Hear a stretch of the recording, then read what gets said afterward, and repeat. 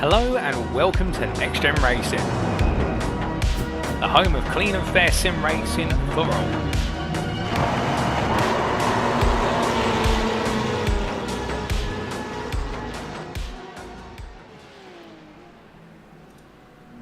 Good evening everyone and welcome back to NXTGEN Racing TV, live on Facebook, live on YouTube and live on Kick. This is Thursday night NXTGEN Racing and it's GT3 Racing with NXTGEN Racing. We're near the end of the season and this is Season 6. Just 3 races to go and 2 rounds to go. And it all comes down to these final 2 rounds to settle the championships. Like we said, this is GT3 Season 6 at NXTGEN Racing on Thursday nights. My name's Alex Everett, your commentator tonight. And we have got the closing end of the season coming up for you tonight and next week.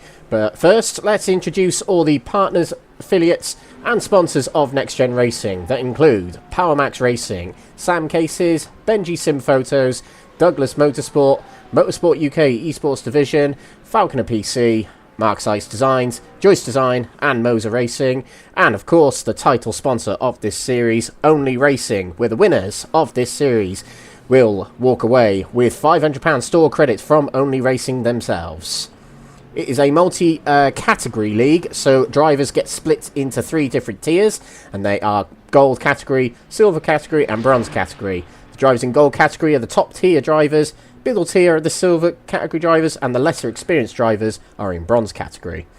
If you wish to get involved in Next Gen Racing as a driver or a spectator or a fan, you can scan the QR code on the lower left to get access to Next Gen Racing's Discord. That's where all the communications happen for Next Gen Racing. You are free to join that if you wish to. If the QR code does not work for you, there's also a link in the description of these live streams and videos. So, the calendar for this season. We started off all them months ago. 2 months ago, we started off in Japan at Fuji for round 1 of the championship. And then we ventured east over the Pacific to Road America in Wisconsin for round 2 of the championship. Round 3 of the championship was the first of 3 endurance rounds of the season. That's why the tracks are highlighted in yellow. That's to highlight that they're an endurance round. The singular 2-hour endurance at Monza hosted round 3 of the championship. And then it was back over to Japan for round 4 of the championship at Suzuka. The halfway point was seen when we completed a round at Catalunya Circuit in Spain. And then when we came back after the halfway point, it was another 2-hour endurance at the Nordschleife, our neighbour with us today. Round 7 of the championship 2 weeks ago from today was at Zolder GP in Belgium, and last week was a thrilling round in Brazil at the Interlagos circuit. Tonight, though, we're here at the Nürburgring Grand Prix circuit. So the fixed layout, shall we say, of the Nürburgring is where we are hosted tonight. The GP circuit, where it also hosts DTM, the ADAC GT Masters, and over the years has hosted Formula 1, but not anymore, unfortunately. It's a great track. I absolutely love this track, and I'm sure it's going to deliver us great racing tonight. It has hosted the Luxembourg Grand Prix, the German Grand Prix, the European Grand Prix, and the Eiffel Grand Prix. It is a staple in motorsport, not just Formula 1, though, as this track also hosts 24 Hours of Nürburgring each year. It is just 150 kilometres west of Frankfurt and 80 kilometres south of Cologne. Very accessible facility. And we're racing on the Grand Prix layout tonight as well. The 3.2 mile or 5.1 kilometre layout of the fast chicane, which will show you the full layout very shortly. But just to finish off the calendar, this is the penultimate round of the season today. Next week, we're at Daytona Road Course for a final race of the season. It will be a 2-hour endurance. And it'll be the final round that settles it all for these championships. These are the cars that the drivers have raced or been racing throughout the season. It's the top tier of GT3 racing on iRacing, the more recent cars released by iRacing, and they include the Audi R8, the BMW M4, the Chevrolet Corvette, the Ferrari 296, the Ford Mustang, the Lamborghini Huracan, the McLaren 720S, the Mercedes-AMG, and the Porsche 911. There are more GT3 cars on their way to iRacing though, including a new Acura car, and rumoured a Lexus as well. So it's going to be very interesting on iRacing when it comes to GT3 racing, which has been the more popular category on iRacing for many years. So we're here at the Nürburgring circuit tonight, and the format we're racing tonight is we'll have 3 sessions in total. We will have a qualifying session starting in about 10 minutes time on the hour, 8 o'clock UK time that is. And that'll be a 20-minute session to set the grid for our first race of the night, which will come around about 25 minutes past 8 o'clock UK time. And that'll be the sprint race, a singular 20-minute race. And then the final race of the night will be a feature race, just a 1-hour race where it will feature pit stops, but the grid for said feature race will be based on the sprint race results, but each category will be grouped together and they will be reversed. So if you win your gold category, for example, in the sprint race, you will start at the back of the gold category in the feature race. So that's the majority of the housekeeping over and done with. But let's give you a little bit of a sit rep on the championship situation as we head into tonight, because we do have some, we do have a lot to keep an eye on actually, and in particular the gold category, because tonight we could crown our champion in the gold category, and it could well be Benjamin McCluskey. He only actually needs to finish ahead of his rival Stephen Bird in the opening race of tonight, and he will win the championship. Looking at my timing screen, though, I can't see Stephen Bird in the server. Which, if that's the case, and Stephen Bird's not racing tonight, it might just hand over the championship to McCluskey tonight. But we'll see. We'll get into those fine... Oh, no, Stephen Bird is in the server. Do excuse me. Yes, so that's the situation tonight. McCluskey finishes ahead of Bird in the sprint race. He wins the championship. But if he can't do that, then in a feature race, all McCluskey really has to do, depending on the sprint race results, is he'll have to finish inside the points in the feature race. So... not much needs to be done by McCluskey. He doesn't really need to worry that much, but I'm sure it's on his mind tonight that he can sew it up tonight. Second place, Stephen Bird has been brilliant all season. He didn't arrive for the first round, but straight away from the second round onward, he has been quick and part of the class of the field. He picked up a win at the Nürburgring last time we were here at round 6, and that was the full Nordschleife Green Hell, and he won that endurance round. So Stephen Bird certainly is capable of some great results and wins at this latter part of the season. Gaz Williams hasn't won a race yet this season, but the host of the series is third in the championship, and he's holding it really well above Mike Barber at the moment. Can Gaz Williams hang on to it, and can Mike Barber of Verano Motorsport close in on the next-gen driver as the season hits ahead? 24 points between them. A long way down to fifth place points-wise, and it's Sean Shute in that 5th position, just ahead of Martin Hobson. Stefan Wessels, who's picked up a few wins in his late entry to this season, 7th place. Jamie Dory, 8th position, with Edwin Simpson in 9th place, and Gavin Gardner, 10th.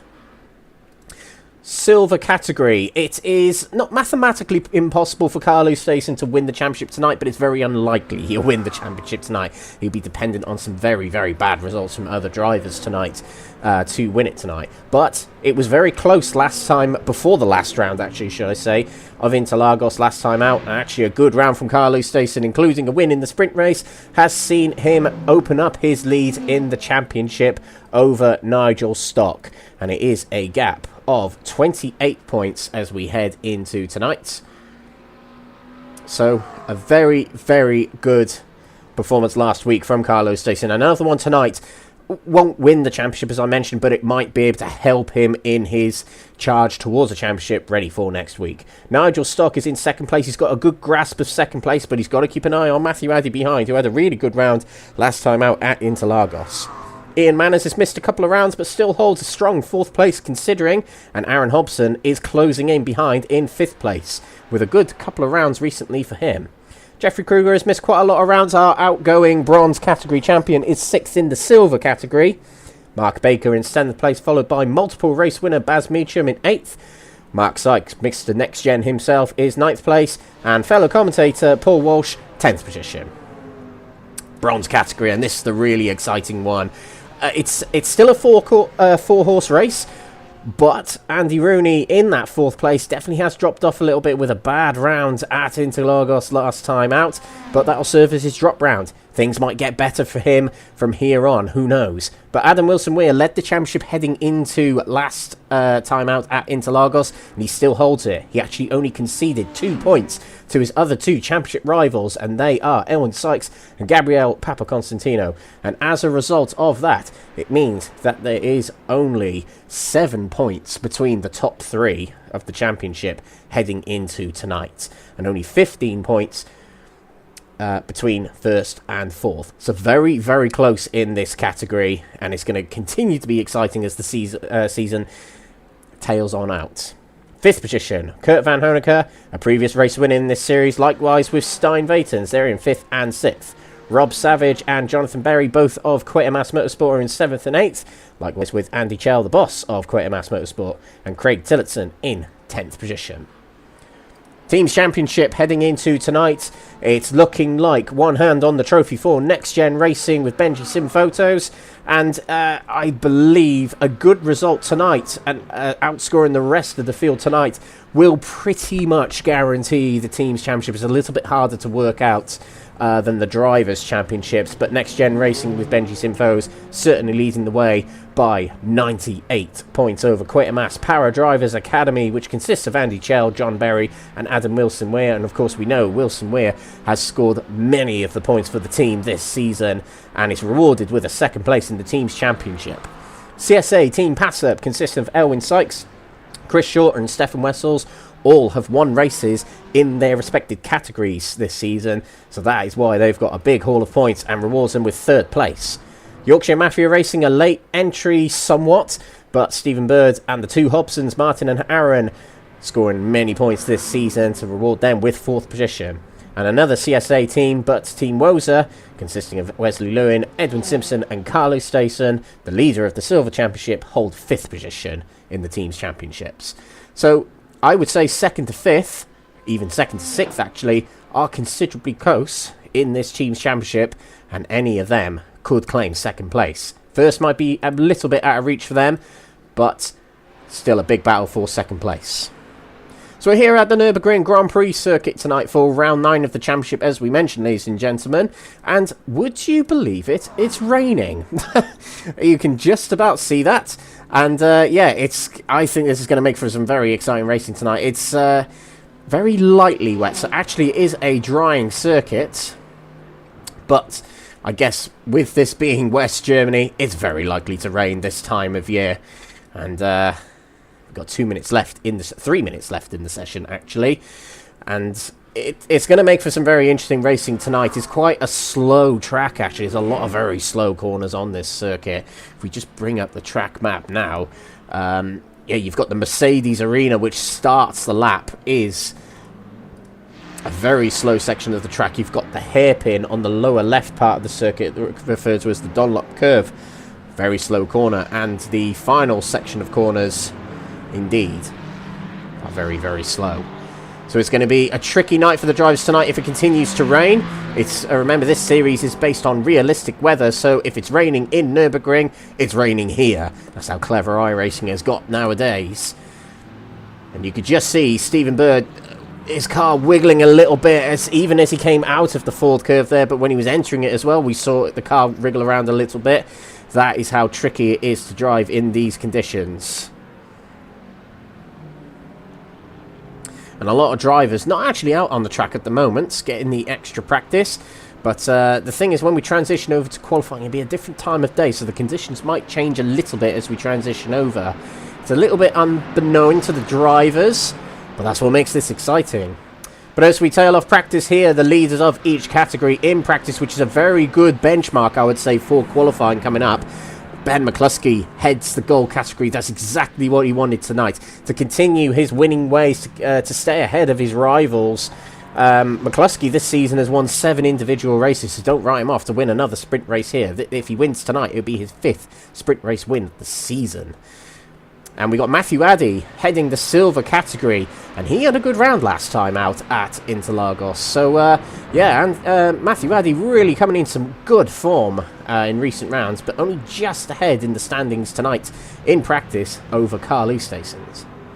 And Papa Constantino, who did win the feature race last time out at Interlagos in the bronze category, is heading that bronze category standings in practice, and he's a long way clear of his rivals, actually. Overall, he's 13th, and his nearest rivals in the championship are 3rd and 4th in category, 24th and 25th overall. So that is actually what's going to matter in qualifying coming up, because the grid for the sprint race is overall standings. So all the golds are going to be mixed in with the silvers, and the silver category is going to be mixed in with the bronzes. Bronzes going to be mixed in with the golds. I think that's all the possible combos there are. But yeah, an overall grid, which means they all start together. And just as we say that, and I think it's proof that it might be a drying track as well. Adam Wilson-Weir, heading the championship, heading into tonight for the bronze category, has just put himself 7th position, and that'll send shivers down the spines of other bronze category drivers. That'll really scare them, as that is a really good lap time from the Northern Irish Quatermass driver. And as we say that, we head into qualifying now, and just at the end of the session, Harry Langford, also of Quatermass, set a time 1 second quicker than the fastest time in the session, so it was a drying track at the end of the session there. Now let's just remind ourselves, it's still lightly wet out there. That's what our weather radar, I suppose, is telling us on the bottom there, and there's still spray coming off the back of the cars as we head round the Mercedes curve. And there is Langford. He at the back of this trio here, he's the one who set the best time at the very, very end of practice just then.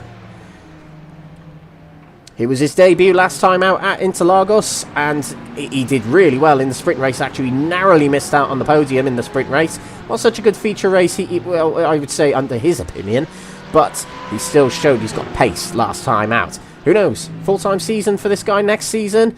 Might be a championship contender. Who knows? Oh, as he gets a little bit hot into the forward curve there. Keen to get in front. And in fact, being at the front in the wet is the better place to be. You've got less spray in front of you. You've got less cars in front of you to worry about. You've got a clean track ahead of you. You can see the track ahead of you.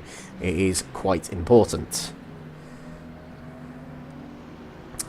But a lot of eyes are going to be on the guy behind him there. That is Ben McCluskey. A lot of eyes on him tonight. He'll know the job can be done tonight, but he also knows it's a bit of an easy job tonight, potentially, for him to set up the championship. He just needs to continue what he has been doing for the majority of the season, and that's putting in some real good performances. He hasn't actually had many scary moments, I would say, in this season. He had one moment in Zolder where the front three, that was him, Stephen Bird and Stefan Wessels, came together at Zolder on the first lap, but he got away with it with minimal damage. And it did nothing to threaten his championship. So here we go. We are going to have a lap of the Nürburgring Grand Prix circuit on board with Ben McCluskey. As we head down the main straight, this is the lap of the Nürburgring Grand Prix circuit. Flat out down this section, and we'll head down the hill, heavy braking into the Mercedes arena. We'll be down to first gear. 50 miles per hour, actually down to as far as 30 miles per hour, as the car really had to slow down on the apex there. Around the Mercedes arena we go. You can just see he's trying to keep the steering wheel straight. He's trying to get the power down whilst the wheel is in the straight line so it doesn't spin the car around. That's what he's trying to do. Very gentle on the throttle as we head out of the Mercedes arena. As we head down to the Valvoline curve now. Light on the brakes, getting it close to the curb but not on the curb. A little bit of a throttle blip as we go into the Ford curve. And the line's not too dissimilar to dry lines. As we head to the Dunlop curve next. Very long corner where you have to be so conservative on the throttle, particularly in the wet. We look behind the car. Still wet, as you can see there. A bit of spray heading off the back of the car. Now as we head up the hill to the Michael Schumacher S. Not much of a lift through there, which is rather surprising. Normally you can just about get through those sections of corners without a lift in the dry. And now we head into Michelin curve. Not on the throttle till very late through there in second gear as we head through there in the Ferrari. Oh, a little bit of a cross of the wheel there, but I believe we are, well, it's very close actually, I'd say, between Harry Langford and Ben McCluskey time-wise. It's all going to be done in the NGK chicane and the Coca-Cola curve, but now, actually, nowadays referred to as the Hyundai curve. And there's still rain on the windscreen, wipers going. It looks very good through the chicane, it looks very good through this Hyundai curve here. And as we head to the line, Langford, does he put himself on the standings? He does, but it's McCluskey who's quicker by 8/10 at the moment. And it does look like more spray is on the track because it has been raining a little bit harder in this early part of the session. Stefan Wessels goes to second in the standings. And other drivers crossing the line. We've got Danny Janowski, who was a new driver last time out at Interlagos in the silver category, won the feature race. What a statement of intent in this championship. Across the line, goes 7th overall, but it is silver category championship leader. 4th place overall for Kyle Oosthuizen. Very good start to this session. Bronze category, only one driver on the board at the moment. Just across the line is Andy Chell. Andy Chell, who swapped cars to the Mustang. And Andy Chell was at the source of one of the most, I would say, one of the best battles we've seen of the season between him and Danny Switzer at Interlagos last week. It was great to watch. And if you get a chance after tonight's stream to re-watch the Interlagos feature race, watch that battle between this guy, Andy Chell, and Danny Switzer. Speaking of bronze category, though, Elwyn Sykes, to the top of the bronze category qualifying positions and 9th overall. That is the key thing, is where you qualify overall in this qualifying session. Langford on a outright best 3rd sector. There's only 5 sectors here at the Nürburgring. Traditionally, there's 3 in World Motorsport, but on iRacing it works a little bit differently. He's got McCluskey not too far behind, but McCluskey is not on a best at the moment. It looks like Langford's going to improve his time. He says that, but will he actually? Adam Wilson-Weir has put himself 6th in the standings. Brilliant from the bronze category driver, leading the bronze category championship heading into tonight. So that is crucial performance from him. But Langford's crossed the line.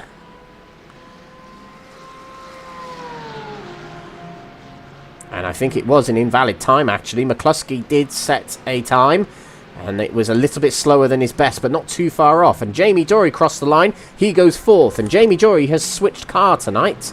He has switched over to the Mercedes. Now, that's a car we haven't seen much in this season. There's him and Aaron Hobson, who are the only Mercedes drivers. And pretty much on home turf today are Mercedes in this series. Carlos Station crosses the line, goes into 4th place, and the times are getting quicker and quicker. And the thing is, with with a dry track, normally it's the first 1 or 2 flying laps on those qualifying stints that are the best laps. But in the wet, you've got lots of time to warm up your tyres and get kind of acclimatized to the wet track.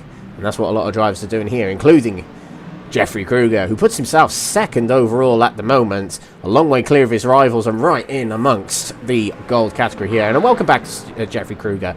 Missed a few rounds and had a few problems at Zolder. I believe he was one of the drivers that disconnected, maybe, but a welcome back to him. Mike Barber has put himself 5th in the standings in the beautiful yellow Verana Motorsport car there. And Ben Bennyworth, he's having a really good second half to this season, actually. He was quick at Zolder 2 weeks ago in the wet, and he switched over to the Porsche midway through this season. And he's the outgoing silver category champion, and he's really making a statement in this latter part of the season in the gold category. So if he's back next season, and if he's in the gold category, let's keep a very close eye on him. Adam Wilson, we're back to the top of the standings in bronze anyway, but 10th overall. And these standings are going to swap and change quite a lot throughout the night, or throughout the next 12 minutes anyway, as Langford goes to the top of the standings. Even though McCluskey improved his time, Langford bettered it, and he goes to the top on a 05.0. And Stefan Wessels joining the party as well.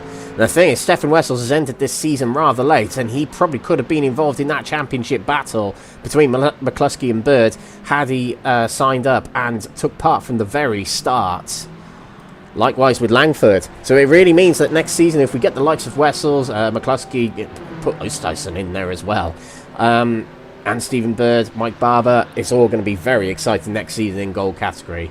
But a lot of drivers improving. You've seen a lot of the silver drivers shift to the top of the standings here. Matthew Addy, last week, probably one of his better rounds at Interlagos. He is 3rd place in category, 7th overall, but to the top of the standings at the moment. Jeffrey Kruger, nearly a second clear of Langford, and the track is getting quicker, the cars are getting quicker, the tyres are warming up. Baz Meacham, multiple race winner in the silver category this season. 3rd place, 7th overall.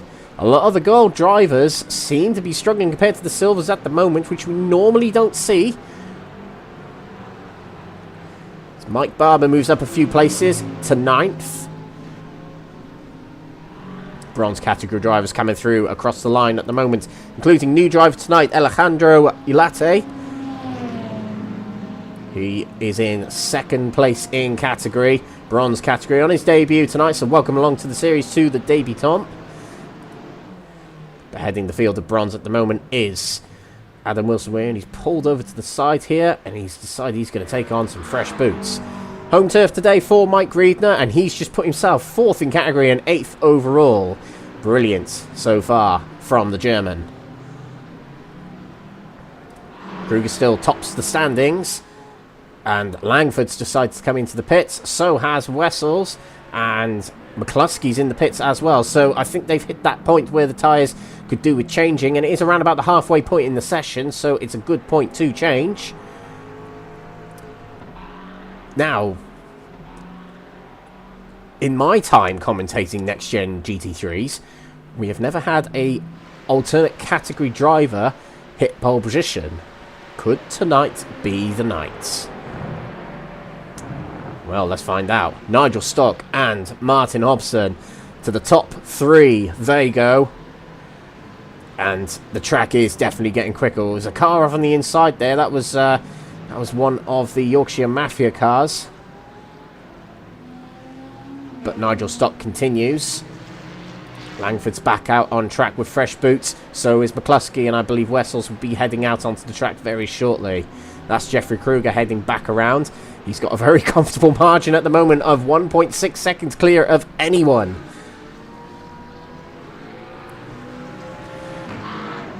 Last season's bronze category champion, remember, ladies and gentlemen.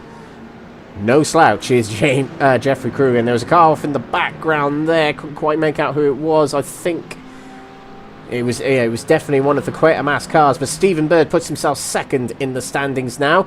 8 tenths closer to Jeffrey Kruger now. And Stephen Bird will be heading into tonight knowing that he needs a bit of luck for the championship to sway towards him. But that's not going to stop him from trying, and that's not going to stop him from trying to get a good result in tonight's race and continue to hold on to 2nd place. That was Ben Altria off on the side there, reversing to get back onto the track. And that's the thing, when you see other drivers hopping up the leaderboard, it makes you push harder, which is such a danger in this weather. Martin Hobson here looks to be on a flyer. Could this be a new provisional pole sitter? We've also got Nigel Stock on a quick lap, not too far behind as well. Heading through the final corner. I think this is actually slower from Hobson. It is a 2 minute... Oh no, it's quicker. There's a bit of a delay on that timing on the bottom there, but it's a 2-minute 3 for Hobson. Nigel Stock goes quicker than that. He goes 2nd, so it's a 1-2 for Silvers at the moment. Fantastic from that category. Showing the golds how it's done. Well done, guys. Paul Walsh, fellow commentator of mine. I love seeing a commentator do well in racing.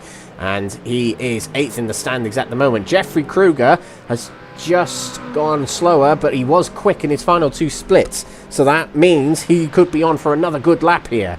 Jamie Dory has crossed the line. He goes into 6th position. And Paul Walsh, we were just mentioning him, 2nd place. Look at these silver drivers hopping up the leaderboard. Baz Meacham into 6th position.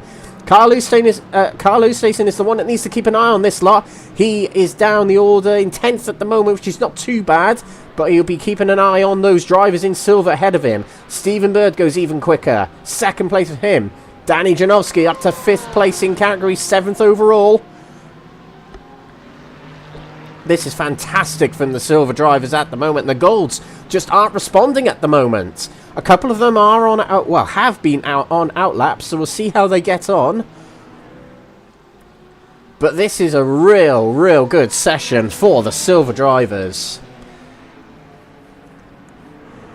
If they want promoting to pro, that's good. But if they don't, that's bad. So, balance your pace wisely, guys. Let's keep an eye on Stefan Wessels. He was quick at Zolder when it was raining. He set pole position there. Albeit very close to Stephen Bird and McCluskey that day. Bird is just up ahead here. And McCluskey He's a couple of corners ahead on a flyer at the moment. Adam Wilson-Weir has just done a purple 4th split.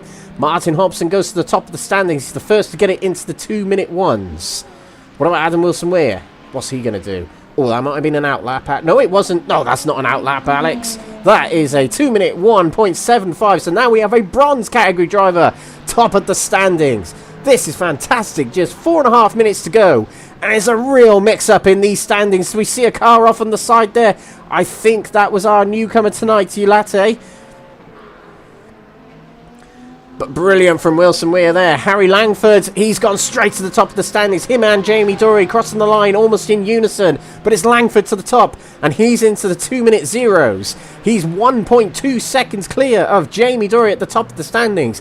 The track's getting really quick now. We've improved the times here by over 5 seconds as the session's gone by. As Stefan Wessels goes to within 12 hundredths of a second of Langford to second place. And now the gold category drivers are responding. There's 5 of them in the top 6. But look at all those silver drivers from 7th down to 12th at the moment as Ben Bennyworth goes into 13th position.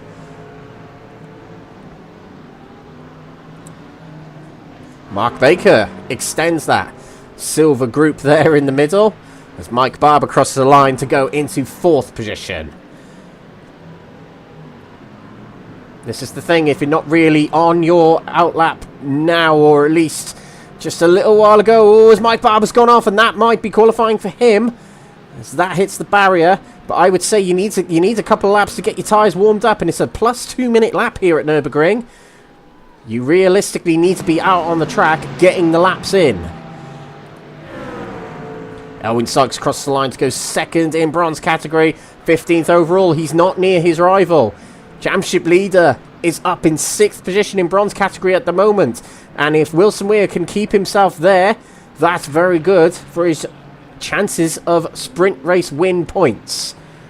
Nigel Stock, provisional pole of silver category, joined very closely by Aaron Hobson behind. But it's 3rd place overall for Nigel Stock. What a night he's having so far. He's been hopping up to the top of that leaderboard quite often in this qualifying session.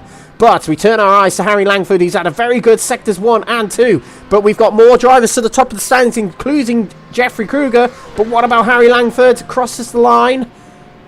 Doesn't go any faster. Actually, I think that was an invalid lap. But Jeffrey Kruger is back to the top. Silver category back at the top of qualifying here. It's Baz Meacham and Paul Walsh set quick lap times as well. Jeffrey Kruger is the first below 2 minutes. Stephen Bird gets a 2-minute exactly. And that's not quite a 59. It is Jeffrey Kruger who's got the 59 at the moment. And there's only really going to be 1 to 2 laps remaining for these drivers. 1 or 2 more opportunities to get your laps in, to get higher up that leaderboard. Adam Wilson-Weir is in the pits. Provisional pole sitter of the bronze category has called it a session.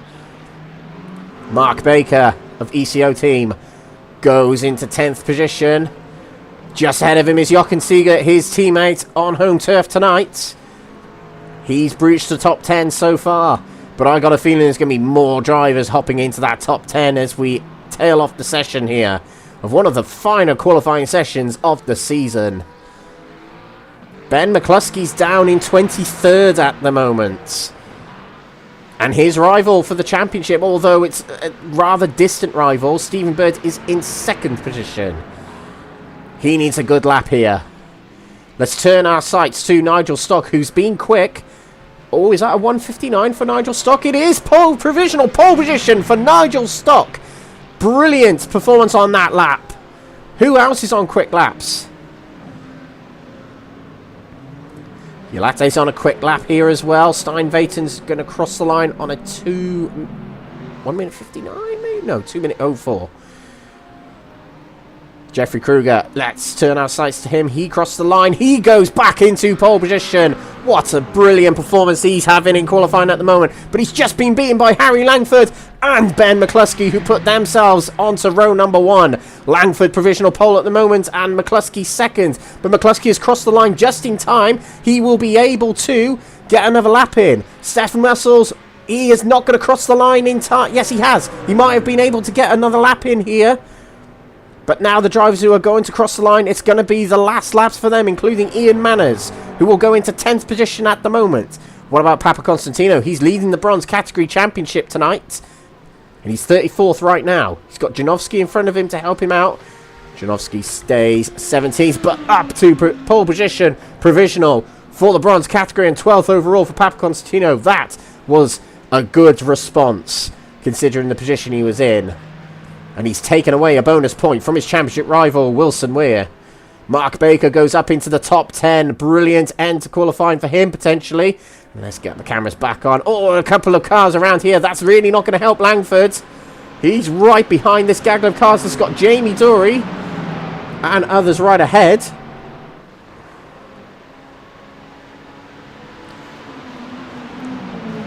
Oh, and Jamie Dory getting very close to Langford there. And I think, oh, McCluskey's off there. And also Langford contact with Jamie Dory then, and that will end their session for them. Oh, there are other drivers who are still on fast laps. Martin Hobson seems to be on a pretty good lap. Oh, and he has. He's just gone to 3rd place. Brilliant. Last second lap from him. Harry Langford's on a very quick lap, but I have a feeling that that 4th split will have compromised him, catching up with the other pack. Jeffrey Kruger will not finish this lap, and in fact, he definitely won't. He'll finish it in the wall there. Pushing so hard that he cut the track and went into the wall, but it's a very good session from Jeffrey Kruger nonetheless. Baz Meacham heading back around there. Is he going to finish this lap here, and is he going to go higher? No, he doesn't. He stays 9th for the moment. But Stephen Bird does cross the line. He goes into 2nd. He swipes away the front row from Ben McCluskey. And I think that is the last of the drivers who did cross the line at the very last moment. Stephen Bird was one of the last. What a session that was, and it really was looking very likely that silver category drivers could have taken pole position there. Jeffrey Kruger is only half a second off of top spot in gold, so that is really well done from the silver category drivers. That was my favourite qualifying session of the season. Really enjoyed that. See, that's why I keep saying to the drivers, we want rain. Even though they didn't following Zolder. But that was incredible to watch. Does that mean the race is going to be likely the same? We'll find out. We'll find out. The sprint race coming up in the next few seconds, ladies and gentlemen. We have got a 20-minute sprint race to introduce us first of all. And we'll go through the grid very, very shortly for this opening race of the night. So at the top of the standings in qualifying and on the grid in that pole position will be Harry Langford of gold category. A pole position for him in only his 2nd meeting for Next Gen Racing GT3s. Stephen Bird, 2nd in the championship, 2nd on the grid. And it is championship leader and champion-elect, potentially, Ben McCluskey in 3rd position. Martin Hobson, 4th position with Stefan Wessels in 5th. And pole position bonus points for Jeffrey Kruger in silver category, 6th overall. Nigel Stock, 7th with Jamie Dory, alongside him in 8th position. Baz Meacham, 9th with Paul Walsh alongside, just getting into that top 10. Mark Baker, 10th with Ben Altra in 12th. Jake Pitt in 13th with Ian Manners in 14th. Aaron Hobson lines up 15th with the pole sitter of bronze category alongside in 16th. That's Gabriel Papaconstantino.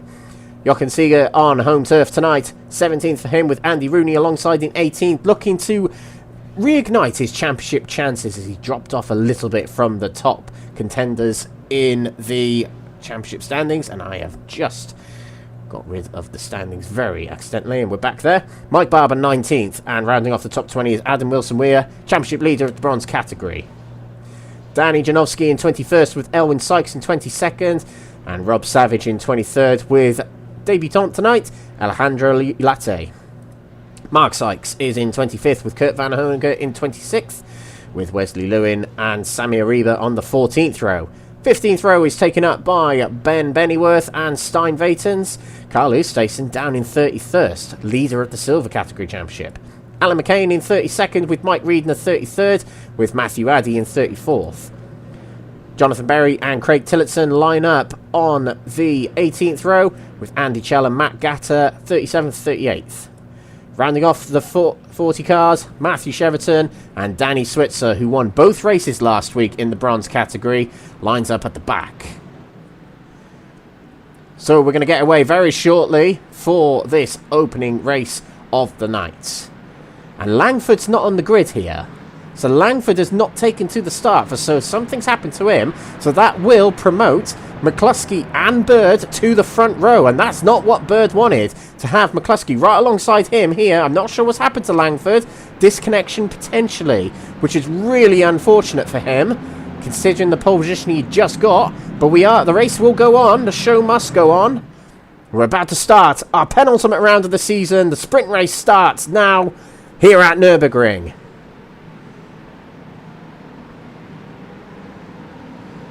Lights go green, and all of them move out of each other's way in that spray. And it is McCluskey who gets across the line first of the two. As we head down to turn number 1, it's heavy braking in the wet here. And there are cars already off on the grass in the background there. It's going to be very tentative through the slowest corner on the track as the first corner of the lap. But a great start from McCluskey there. He's already away and in front of Stephen Bird, which will be enough to win the championship if he can hold it. But him, Wessels and Bird are going to be very close in contention on this opening lap here. Jeffrey Kruger with a great start there, 4th position for him, and he's a long way clear of his rivals at the moment. A brilliant start for Paul Walsh, up from 10th to 7th on that start and into 2nd in category, just ahead of Nigel Stock. Whereas in the bronze category, Papa Constantino still leads the bronze category, but it's Adam Wilson-Weir right behind him and Andy Rooney. McCluskey leads it going into the banked corner of the Dunlop curve, just ahead of closest rivals Wessels and Bird. And it is not quite as wet a track as I would say qualifying was. It's a mostly dry track, so if the drivers are on wet tyres at the moment, do any of them gamble and take slick tyres with it being a 20-minute race? That's what's going to be interesting here. And if I remember rightly from last season, Ben McCluskey won in the prototype category last season by gambling on tyre strategy. So we'll see what he can work out from this race here. Now, I'm just going to check if there were incidents further back in the field at the start of that race. Our interview box favourite Andy Chell has had an incident. This is how it's happened. This is heading out of turn number 1. And a lot of cars facing the wrong way, actually. Oh, loads of cars facing the wrong way here. And actually a gridlocked track there. And we'll have to look at that at the end of the race, I think, because there's a lot to look at there. But a lot of cars really struggling there. Oh, there's a spin from Jeffrey Kruger. Ah, and he rejoins right in front of everyone, and that is not going to be good for all the drivers coming through turn number 1 here. And it's a gaggle of cars gridlocked again as we head from turns 1 to 2. And that was real tentative rejoin there from Jeffrey Kruger. And it did cause quite a bit of havoc there. I think Jamie Doy's dropped down the order a lot. He's dropped down to 21st and he was in the top 5. But now in the top 5, Paul Walsh has had a dream start to this race. 1st in silvers, 5th overall. Nigel Stock lost out a little bit because of the spin from Jeffrey Kruger, but he's still 2nd place, still 7th, and his car looks relatively clean at the moment. He's heading other silver category drivers behind him. Ian Manners, Mark Baker, and Baz Meacham. I tell you what, though, this result, as it stands for Nigel Stock, really does help in the championship. It gets him quite a few points back on Kyle Ustason, who is 7th in category, 17th overall. And that means Nigel Stock will get an extra 6 points as it stands on his championship rival. Ben McCluskey's had a really good lap here. He's 1.5 seconds clear of Stefan Wessels, you can see in the corner of the screen there. Brilliant start to this race for him. Brilliant start to a race that could see him win the championship. Paul Walsh, I can't imagine what he's feeling right now. His arms are probably shaking quite a lot, knowing he's leading this racing category. But he's got to keep hold of it. He's got to keep calm and push on. Bronze category, though, it is quite close. These two are technically championship rivals. That's Papa Constantino and Andy Rooney. As that's a big move from Alan McCain, and it's the wall in trying to recover from it. He had a big dive on Ulate there, but it slows him down quite a lot. He's now under pressure from Danny Switzer, who, don't forget, started from the back of the grid. He's already over halfway through the grid, up to 17th here, and he's about to make a move for 16th place. Getting out of shape as he heads into the corner, and he did actually brake too late, and he's going to lose out a few positions here. Oh, and there's another car off in the background. That was one of the Yorkshire Mafia cars, and I think that was Aaron Hobson. Yes, he was back here. Let's just get a little shot of what happened to him there. And he's going to make a move on Janowski here. Very late on the rail. Oh, that's even too late in the dry. Oh, he hits the back of Janowski. But I think they both kind of got away with it. He just about hangs on to it and keeps it out of the wall. But talking about the bronze category again, Papa Constantino here just in front of Andy Rooney. And Ulate there on his debut. Top 3 at the moment in category. But they've also got Adam Wilson-Weir not too far behind here in 4th position. Moving to the inside. Fighting with Jamie Dory there, who was towards the front at the start of this race. On a bit of contact between them two. That sends Wilson-Weir wide. Recovering from that. But he just about keeps hold of it and will carry on. This is a brilliant drive from McCluskey, and this is a brilliant drive that is fitting for someone who might be about to win the championship here. Clearing away from his rivals, Wessels and Bird here, who themselves are clearing away from all the other drivers. They are near 10 seconds clear of the nearest driver down the road, and that's Martin Hobson. Now, Martin Hobson is doing well here for 4th because Yorkshire Mafia Racing are contending for the top 3 spots in the team's championship, and this will be a good haul of points for the team, being 3rd and 4th overall right now. Now, it is the category points that contribute to your team's championship standings, but it's still good points for them. Walsh still leads in silvers. He's got Jake Pitt for company right behind, who was in silver category last season. Now in gold.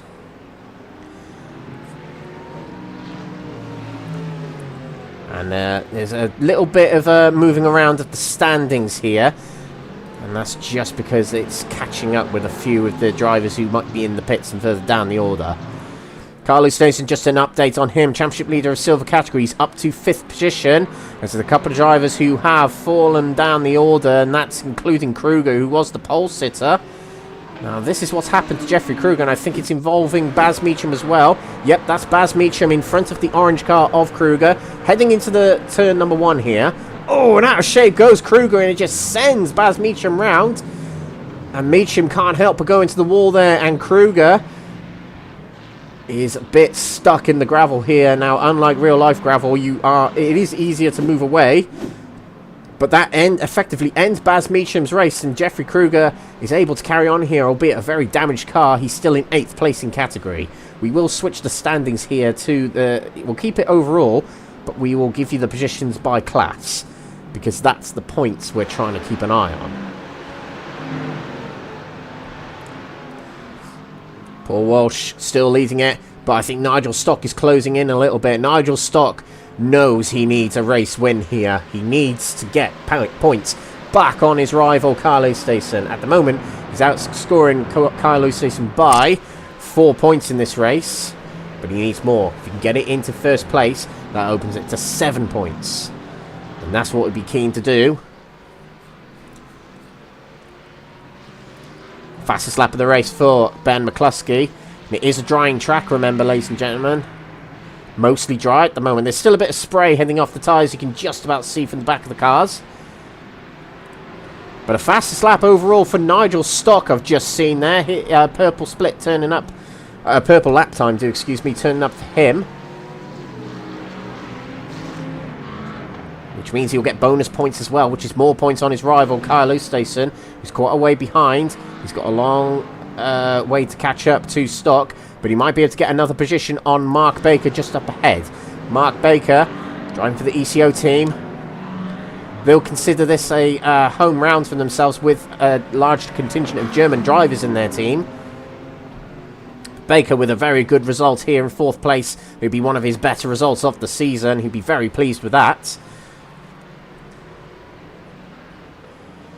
Let's just check back in on the bronze category. Papa Constantino is 1st place and Adam Wilson-Weir behind here in 2nd position. Yolate's dropped down to 4th position and Elwyn Sykes down to 6th position. So let me see if I can find anything that's happened to Elwyn Sykes. No, nothing's come up. So, yeah, something's gone off, happened away from the site of our timing system, which is unfortunate, but he drops down to 6th position, and his rivals, well up the order, will not please him. Another lap started around about the halfway point in this race for Ben McCluskey, and bear in mind this track is only going to get quicker and quicker as the session goes on, as it dries more and more.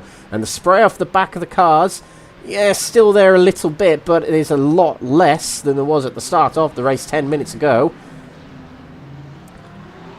So this is going to be the key thing for drivers, particularly drivers who've excelled in the wet, is how they can adapt to the dry conditions. Paul Walsh is one of them. We'll see how he gets on. Still managing to hold on ahead of Jake Pitt for the moment. But a big battle here for between Nigel Stock and Ian Manners. Manners, who dropped down to 4th place in the standings through missing last week's round at Interlagos. But he still has a chance to challenge for the top 3 spots if he can get some good results in between now and season end.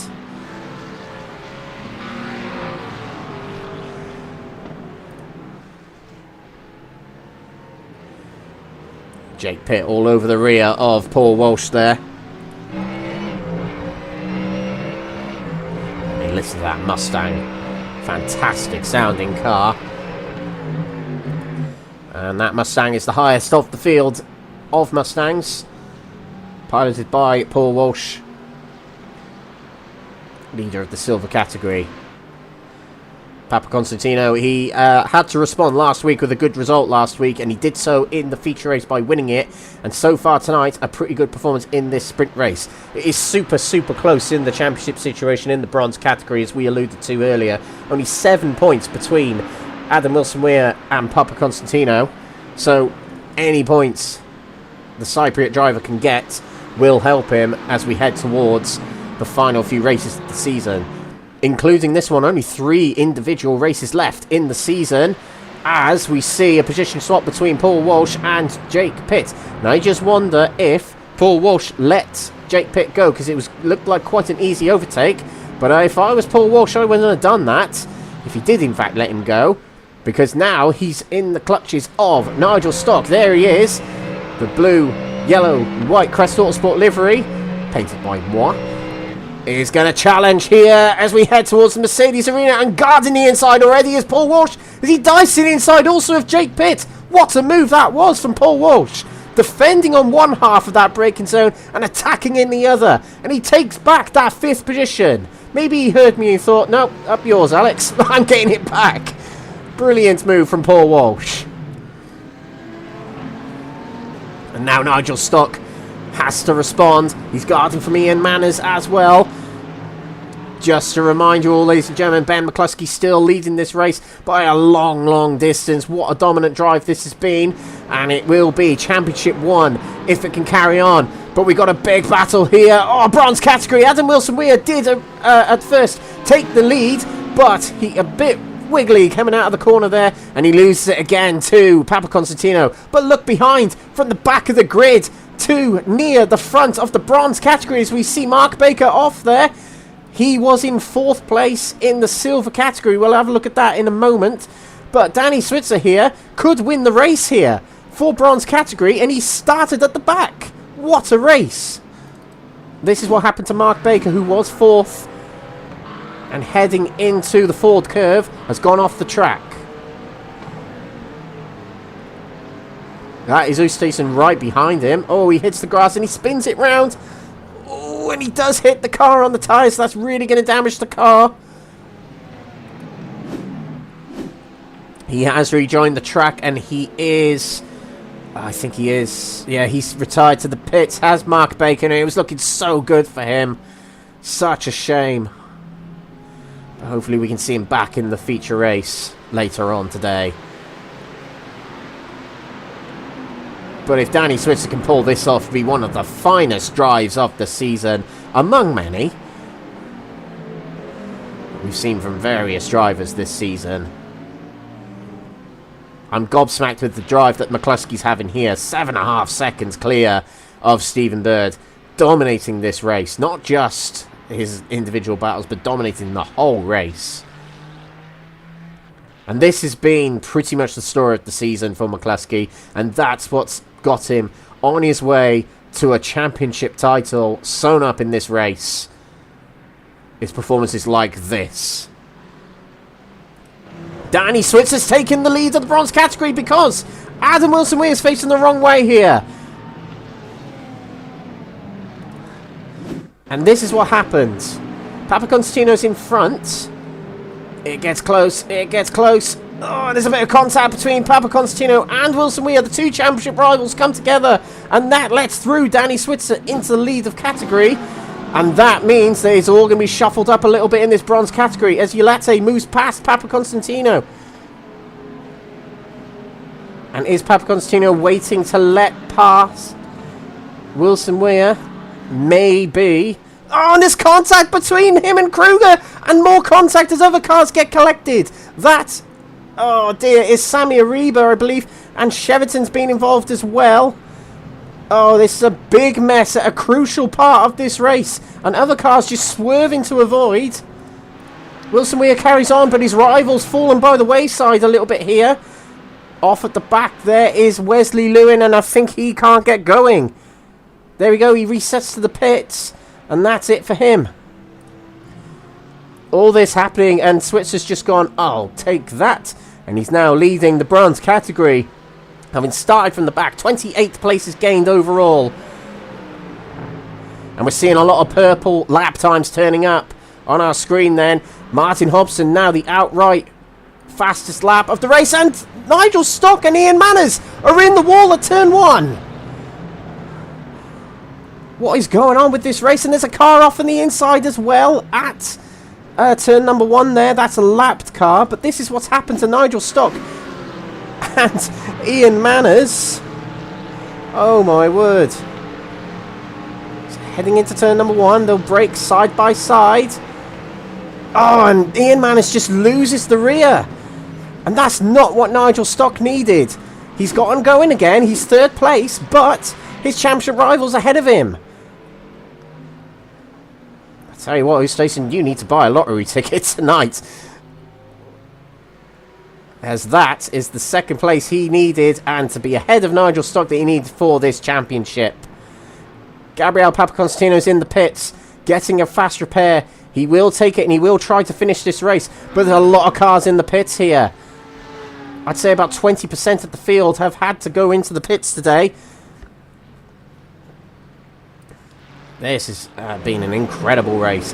And Paul Walsh, credit to him, likewise with Danny Switzer, just minding his own business and getting the job done. Oh, as Jake Pitt goes wide there, and it lets back through Paul Walsh. They're having a good battle, these two. But joining it now is Mike Barber, also in the Mustang. At the front, Ben McCluskey. He'll have 2 more laps, and that'll be it. And he is fastest lap holder of this race. Track getting quicker and quicker as another Mustang moves out of the way. That is Andy Chow that moves out of the way of Ben McCluskey. Champion-elect, as we may remind you. And Nigel Stock's heading into the pits. Too much damage on that car, and you have to take a fast repair. And Ian Manners is able to carry on from that, but that's not what Nigel Stock needed. I feel like Nigel Stock right now can just see his championship slip away. It was looking good in this race as well for him. Switzer moves into turn number 1, and that's Papa Constantino leaving the pits. A lap down now.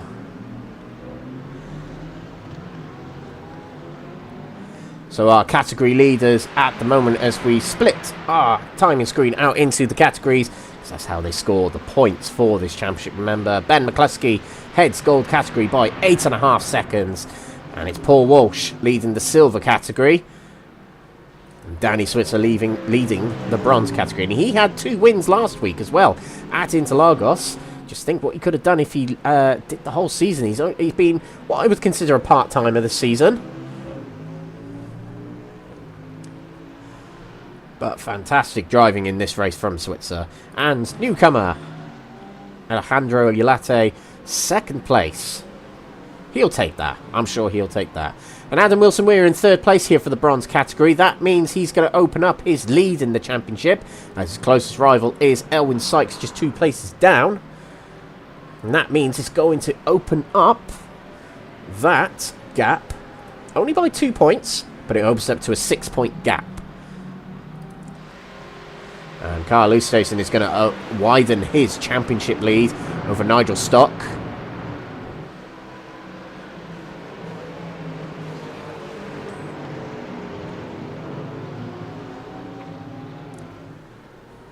Okay, so McCluskey will be on his final lap now, and it will be the championship for him. What a season he's had. He has had 4 sprint race wins, about to be 5. 3 feature race wins. Hasn't won an endurance yet, but I'm sure he'll want to change that next week. Class at the field this season. He's about to take the championship. 1 round early, 2 races early. At the moment anyway, it's not bonus points for him. That's being taken by Martin Hobson at the moment. So swiping away more points from other teams is the Yorkshire Mafia team, and that is the crucial thing at this point in the season, even in the teams category.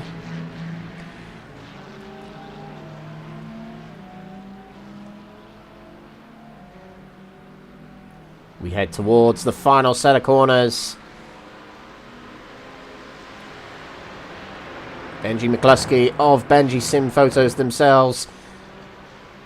1 more corner, and he is the NXTGEN Racing GT3 Season 6 Gold Champion, Ben McCluskey.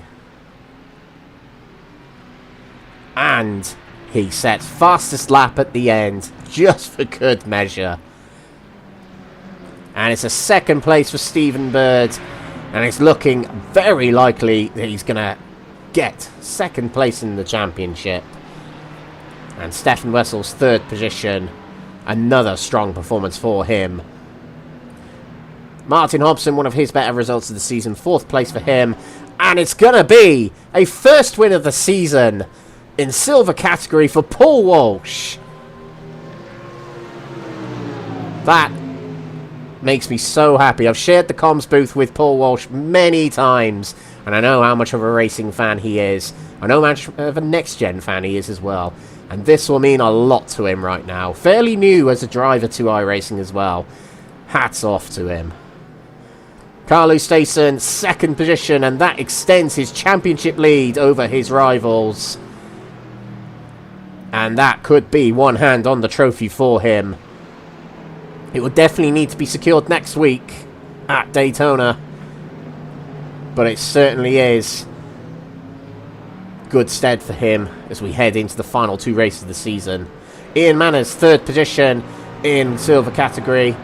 And I appreciate I'm going through these rather slow and missing them coming across the line. But Danny Switzer, it's 3 wins in a row for him. It's a sprint race win here at Nürburgring for him.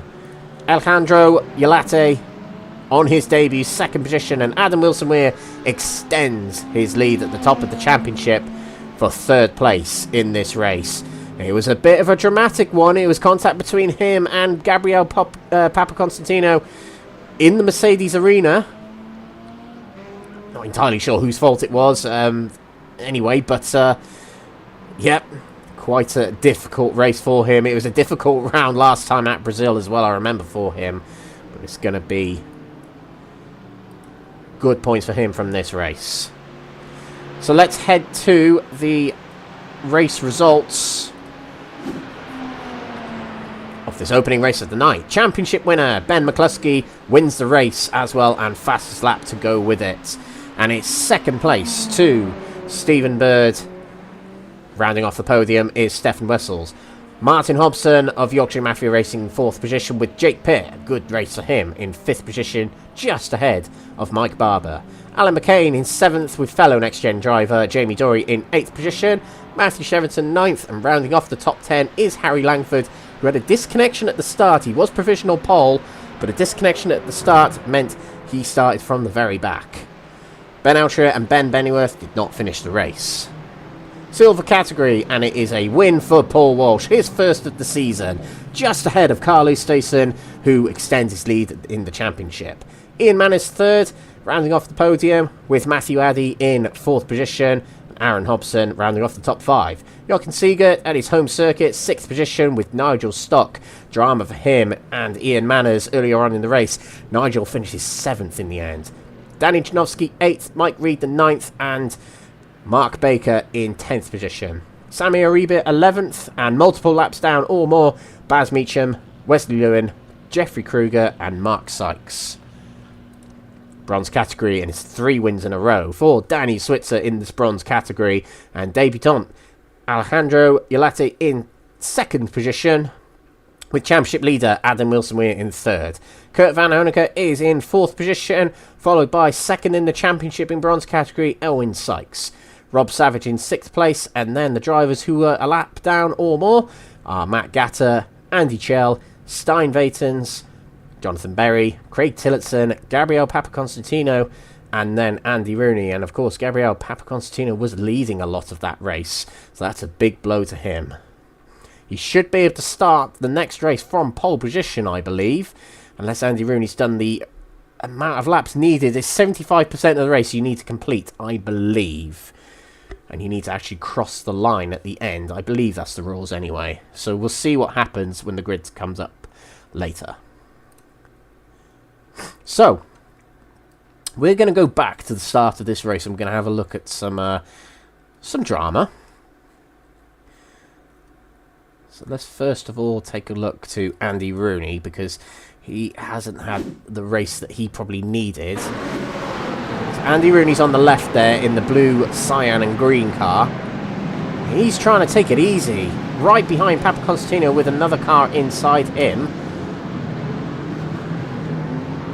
Oh, and one of the cars turns around. And actually, Andy Rooney does well to get away from that. But, excuse me, there's other cars that fell by the wayside, I would say. This is Ben Bennyworth. A lot of Quatermass cars here, and I believe there's another Corvette spinning there. Yeah, it might have been Rob Savage. Yeah, oh. Just about to see Ben Bennyworth gets away with that half spin there. But yeah, this is Rob Savage who spins, and it was trying to avoid the ECO car off on the inside there, whom I believe was Wesley. No, it was Jochen Siegert potentially. That was a bit of a mess, that start of the race there. Now let's zoom out from another car. Let's get a view from Carl Oosthuizen here, heading into turn number 1. What a recovery drive that was from Carl Oosthuizen. His car's off on the inside there. Car's facing the wrong way. That just ahead is Stein Vatens spinning. And somehow Carl Oosthuizen makes it through relatively unscathed. We're going to go back again, and we're going to see what happened to Stein Vatens. So up his inside there goes Carl Oosthuizen, he lets him go. That's Alan McCain now on his outside.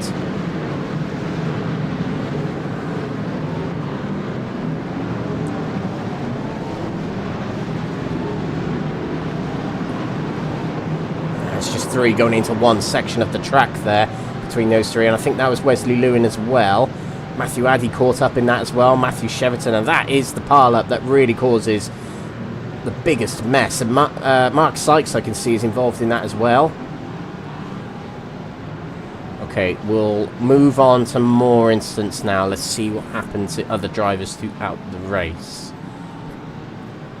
Got a bit of time to kill before the next race of the night, of course.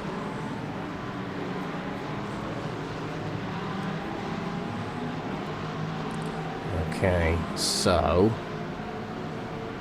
I want to see what happened to Andy Rooney later on in the race. No incidents coming up at the moment.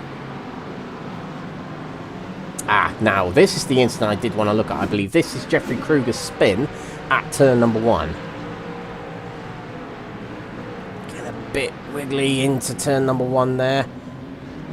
And there goes the car, round it goes. And he's trying to get it away straight away, but he just rejoins right in front of other drivers, and that falls to the peril of Jamie Dory more than other drivers, I would say.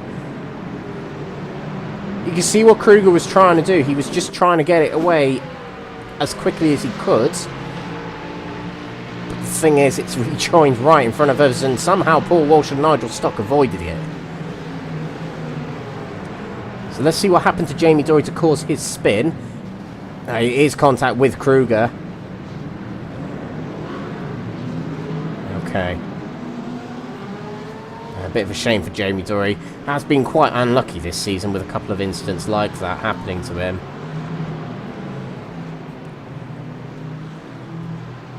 Right, this is Andy Rooney's incident. It's involving Alejandro Latte, I believe. They seem to both have an incident together. Oh dear. Right, okay. Oh no. And that's race over for Andy Rooney, pretty much. So this is what happened to Latte. He's in the silver car there. On his inside, I believe that's Ustason. Oh, and a spin. Just on the brakes, the car just swaps it. Latte had real little control there. Not a lot he could do other than, well, just collect Andy Rooney there.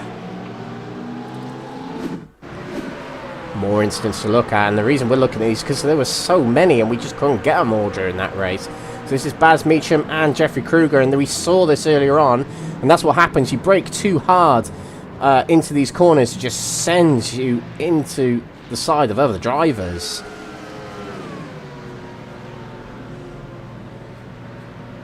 Right, we're going to try and find more incidents. I believe this is the incident we saw earlier on. This is Wilson Weir. This is where Danny Switzer took the lead, and they just bunch up together. It kind of concertinas up, and hitting the rear of Papa Constantino there was Wilson Weir. And as they ease in, they get so close together, and Wilson Weir has so much power coming out of the corner there. Tiniest amount of contact there, and that sends Papa Constantino into a spin and into Wilson Weir.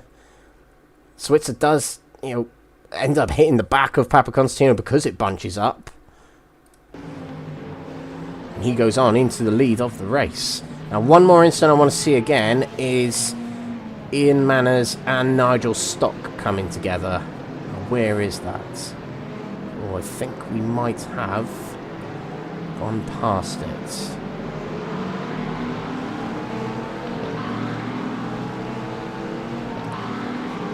Quite find it in here.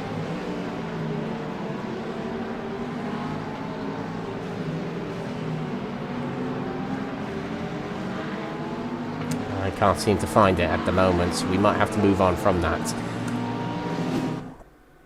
But that was the end of the sprint race. And we're going to head away for a quick break, ladies and gentlemen, and when we come back it will be the feature race. Don't go away, ladies and gentlemen. Enjoy some pictures of Benji Sim Photos, who has just won the championship, but enjoy some of his photography from the previous round at Interlagos. We'll be back very shortly. Grab a drink, grab something to eat. We'll be back soon. Thank you for watching so far.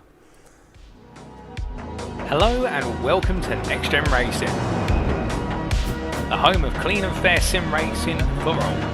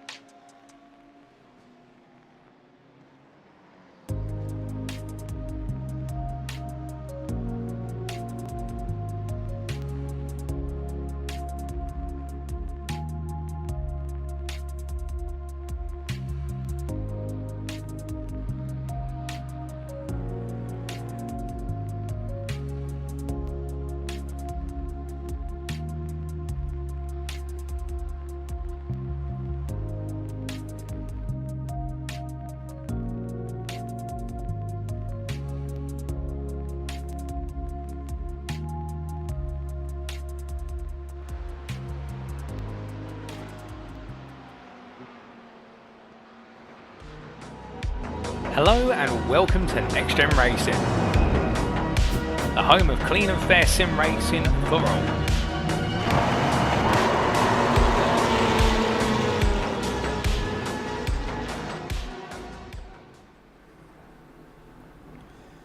Welcome back, ladies and gentlemen, to the Nürburgring, to round 9 of the Next Gen Racing GT3 Championship Season 6.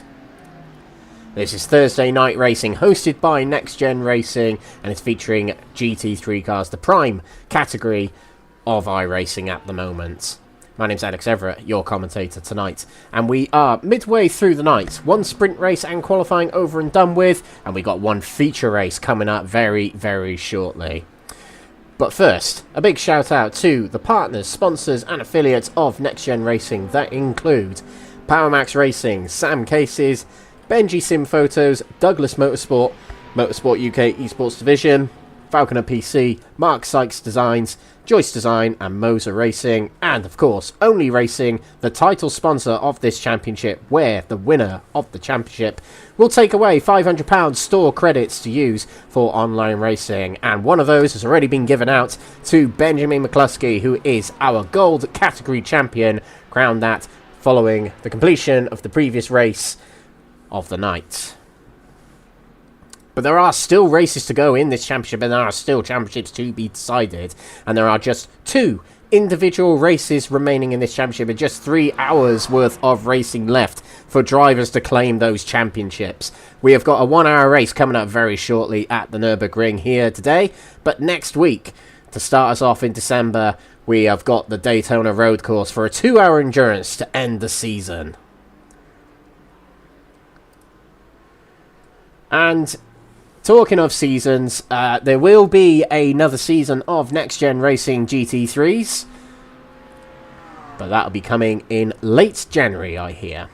No news on tracks or anything like that, but we are likely to get another season at Next Gen Racing, so keep an eye on Next Gen Racing. Of course, if you scanned the QR codes of those thumbnails we just saw, the thumbnail of this video will also have that QR code, or if it doesn't work for you, you can also go into the description of these videos, of these live streams, and you can click the Discord link to join Next Gen Racing to get involved in all the racing, or just be a fan of the series itself. But also follow us on all the socials as well to stay connected with Next Gen Racing. That includes Facebook, Twitter, Instagram, and of course these streaming channels that are YouTube, Facebook and Kick. And there are, of course, other leagues in Next Gen Racing to consider. There's the Tuesday night Next Gen Touring Car Championship, which is commentated by Paul Walsh, run by Next Gen Racing resident driver Jamie Dory. There's these on Thursday nights, but there's also Wednesday night Formula 4 racing, which is also broadcast on YouTube. Every Next Gen league currently broadcast live. So we have got a little bit of waiting time of just over a minute before the next race starts. And what an opening race we had tonight. And of course we have got a champion crowned in the gold category, as you all are probably aware with me carrying on mentioning it. Ben McCluskey is the winner of the gold category championship now, confirmed. As it stands, he has a 99-point lead over Stephen Bird. As it stands, that is. That means enough points to mean that he doesn't really need to do the rest of the season. But I'm sure he will. Driver that wasn't in race 1 is Gaz Williams. He's racing in this feature race though. So not sure why he missed the sprint race. Maybe home late from work or something like that. But welcome back to Gaz Williams. And he's fighting for 3rd in the championship. So it's good that he's here tonight to get himself some valuable points. Now, track situation. Dry. No wet weather out there. It's a little bit hazy, it's a little bit misty, it's quite humid, but it's going to be a much clearer track, easier track to drive for these drivers. Harry Langford will be keen. He got the pole position, but for some reason he couldn't take to the grid. I did ask him what happened. Didn't reply to me. No. So yeah, not sure what happened, but hopefully he gets better luck in this race. But a lot of drivers will be looking for a lot of redemption in this feature race coming up. More points on offer in this feature race, up to 25 points for the win in the feature races. So let's go through the grid. And it is Harry Langford back at the front of the grid, though finished the previous race at the back, so he'll start at the front for this race and a chance to redeem himself for the pole position he got earlier on. Matthew Cheverton, involved in the lap 1 drama, will start second place with Jamie Dory in third and Alan McCain in fourth position. Mike Barber will start fifth position with Jake Pitt alongside. Martin Hobson and Stefan Wessels will line up on the fourth row. Fifth row taken up by the top two in the previous race, Stephen Bird and Ben McCluskey. Ben Oucher in 11th place with Ben Bennyworth in 12th, and Gaz Williams, who did not drive in the sprint race, will drive in this feature race at the back of the gold pack. Jeffrey Kruger will start at the front of the silver category. A scruffy race for him, but a very good qualifying session, so expect good pace from him. Wesley Lewin 15th with Baz Meacham in 16th and Sammy Ariba 17th. Mark Baker 18th with Mike Riedner and Danny Janowski start in the 10th row. Nigel Stock and Jochen Siegert will line up on the 11th row, with Aaron Hobson and Matthew Addy 23rd and 24th. Ian Manners 25th, and championship leader of Silver's 26th is Carl Oosthuizen. Race 1 winner Paul Walsh will start 27th, with Mark Sykes alongside in 28th. Andy Rooney and Gabriel Papaconstantino, two championship protagonists, 29th and 30th, with Craig Tillotson and Jonathan Berry 31st and 32nd. Stein Vaitens 33rd, with Andy Challin 34th, with Matt Gatter and Rob Savage on the 18th row. Elwyn Sykes and Kurt Van Honecker 37th and 38th, with Adam Wilson-Weir and Alejandro Yulate on the 20th row. And the race 1 winner, Danny Switzer, will start at the back of the bronze category. 41 drivers, and we're about to get underway for this 1 hour feature race. The drivers will head around this corner. Even though the pace car is off, they must hold their speed until the lights go green, and only then they can floor it to start this race. This is the gold category we're watching. Further back is the silvers and the bronze category starting separately. You can see the silvers heading around the back there now. Very close together, and away we go. And all the drivers swerving out. It's already four wide in the middle of this gold category here as we head down towards turn number 1. Langford leads from Jamie Dory, who gets himself into second place past Matthew Cheverton as we head through turn 1 now. Ben McCluskey's already up a few places to 10th position, and silver category already into turn number 1. Kruger leading the way with Baz Meacham and Wesley Lewin battling it out, going through turn number 2. Papaconstantino, good start for him, and there's a spin at the front. That's Mike Riedner who spins, and he's been collected by a few other drivers. He gets out of the way of the bronze category as they come through. Papaconstantino needs a good result in this race to continue his championship bid. But at the front, gold category, it is... Oh, excuse me. Okay, camera's freaking out on us there. Langford leads, and he leads from Jamie Dory in second position. Ben McCluskey has sewn up the championship. He can have a bit of fun now, but he's battling here with Stephen Bird and Wessels. We head into the Dunlop curve. Wessels gone a bit wide there, and that allows McCluskey through into 9th place. Kruger leads the silver category. He'd be keen for a better race this time around, as it didn't quite go the way he probably intended in the first race, but already up a few positions is Kyle Oosthuizen here in 3rd place in category already. Sammy Ariba off on the side there, and the bronze category drivers are moving through now. So far, okay from a lot of the bronze category drivers. Adam Wilson-Weir and Elwyn Sykes back here. They'll see two of their championship rivals up ahead. Now, they've scored a lot of points on their rivals in that previous race, and it opens up the gap. 24 points behind now is Gabriel Papaconstantino, and 27 behind the leader is Andy Rooney.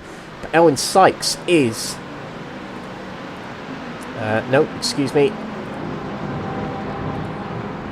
Adam Wilson-Weir is still the championship leader. He's trying to find his way through the pack here. Oh, look at all these heading into turn number 1 here in the gold category. Stephen Bird making his way past Mark Barber there. Oh, and getting out of shape is Stephen Bird, and that's going to let through Wessels and Ben McCluskey. The car getting completely out of shape going through turn number 2 there, and he's lost the position to McCluskey, trying to challenge it on the inside, but he couldn't quite sneak it back there. Langford with a good start to this race. 1.8 seconds clear. Jamie Doy behind in that Mercedes, just ahead of Matthew Cheverton. Silver category, Kruger leads. Oosthuizen's taken over second place from Baz Meacham. What about race 1 winner? Paul Walsh is in the pits. Might be damage to the car from lap 1, but not such a good second race start for him, even though it was like a fairy tale first race of the night. Hopefully we get to have a chat with him later about that first race, though. That is Ben Altria straggling a little bit on the side there. It allows through Jeffrey Kruger and into the clutches of these silver category drivers. Papa Constantino, good start to this race. He'll just want to get his head down and keep first place in this race. And all he can do is just watch on the standings for the other drivers in his category and see how they get on. He needs points on them. Last time it worked for him at Interlagos, he got a little bit closer to his rivals, but can it happen this time? And Andy Rooney equally needs to reignite something from his championship challenge. Another lap completed for Langford. Long race this, 1 hour, only 4 minutes over so far. And fastest laps are another thing. That's an extra bonus point you get if you're fastest lap in these feature races. And they are held so far by Langford, Oosthuizen and Papa Constantino. Papa Constantino, who was 9/10 quicker than Andy Rooney on that last lap, wants to charge away, wants to get away from the pack here.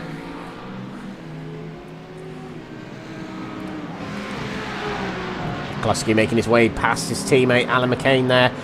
McCain not getting in the way. He's going to let McCluskey go through and charge towards the top 5 here. McCluskey was absolutely dominant in that sprint race. What a way to win it. What a way to win the championship. What can he do in this race right here? It's going to be a bit of a tall order to catch up with Langford. He's very, very quick. Pole sitter for the sprint race, albeit it was wet. Now it's dry. And I haven't seen if there's any weather on the radar approaching throughout this race. So it'll all be a surprise to us if it comes along later in the race. Bring it on.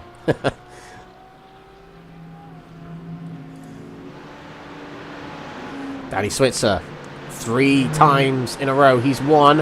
As Ben Altria, something's happened to him. Ben Altria going through the Schumacher S.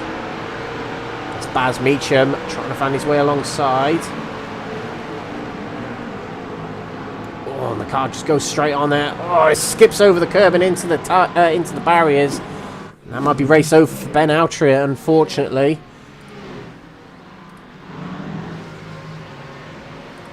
Kyle Oosthuizen has taken the lead of this race. We'll find out how he did it via replay.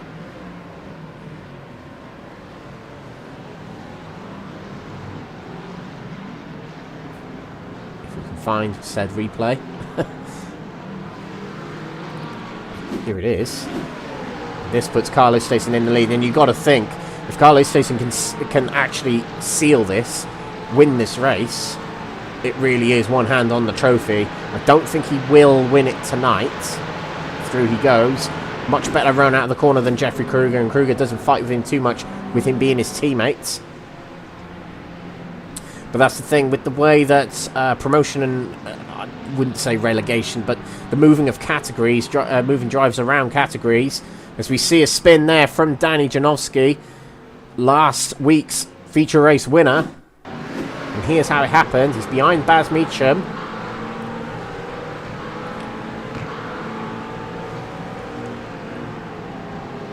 Oh, a bit too much power heading through the Valvoline curve there. He spins off. He's not going to have any damage on the car, but he loses a lot of track time. But yeah, just talking about his station just a moment ago. It will be one hand on the trophy, and it will make an easier job for him next week.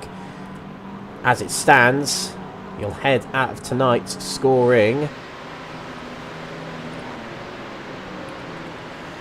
We're just going to keep an eye on the best times as well.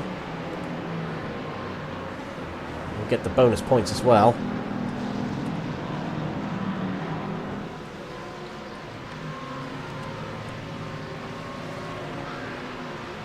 Nigel Stock's down in 12th position at the moment, which is not good for his championship hopes. It might well mean that Matthew Addy and Ian Manners take over the second spot after tonight, with the night that Nigel Stock has had so far.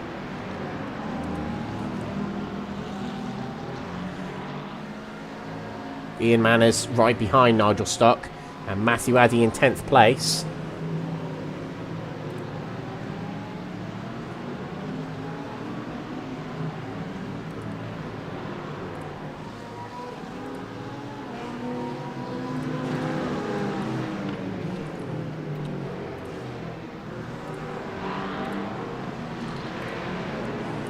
After tonight, it will be a 56-point lead for Carl Oosthuizen as it stands, which actually means that if it finishes like it is, Carl Oosthuizen will win the championship upon completion of this race. It's a maximum of 52 points that you can score at the endurance races. So if he can secure it tonight, that'll be some going. But it does entirely depend on if Oosthuizen can complete in first place here, and what happens to the likes of Matthew Addy, Nigel Stock and Ian Manners in this race. A long race, a long way to go. We're just approaching the 10-minute mark now. And meanwhile, back at the front, Ben McCluskey, 4th place here. Charging down, Matthew Cheverton and Jamie Dory. There's a car off to the side, just pulling over, letting these drivers by. I believe that's Sammy Ariba, letting them by.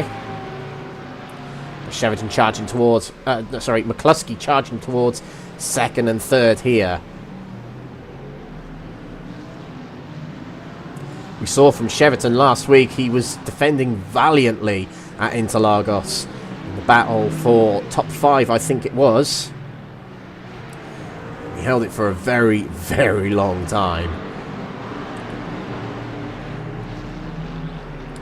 Jamie Dory in 2nd place here. Like I said earlier, he hasn't had much luck throughout this season. But he seems to be in good pace tonight. He had good pace in the earlier part of the sprint race. And we'll see how he gets on for the remainder of this race. Oh, Alan McCain has had a spin, and also that was Stefan Wessels. And they were very close to Carl Oosthuizen. They just about crept through. Let's see if we can get a replay of what happened there to Alan McCain. Oh, and Stefan Wessels has escaped back to the pits. So that's going to be race over for him. The driver who's won 2 races already this season. So here's Alan McCain. Wessels goes to the inside. Contact there. It spins them round.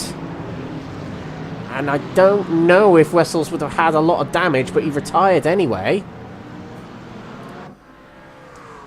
He's taking it back to the pits, to tow back to the pits. Whether he'll carry on or not, I'm not too sure. But that is bad result potentially for Stefan Wessels.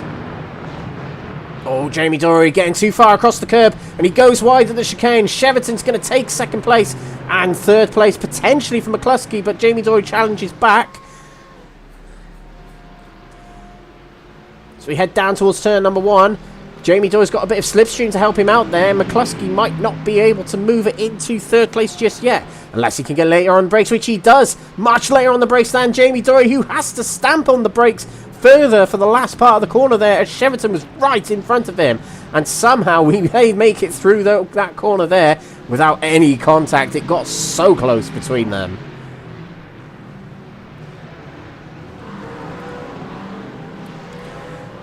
Just keep an eye on other scenarios in tonight's racing. Gabriel Papaconstantino leads the bronze category for the moment. Has bonus points to go with it so far tonight.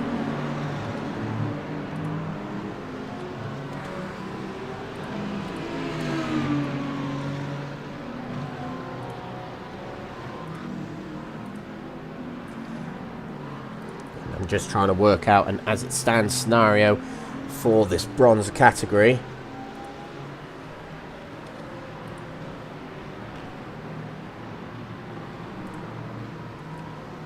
Because we're at that point in the season where we've got to think about the championship almost constantly. And this is going to be the category that's definitely going to go into the final round. It was last season as well as we headed to Le Mans. Bronze category went until the final lap last season.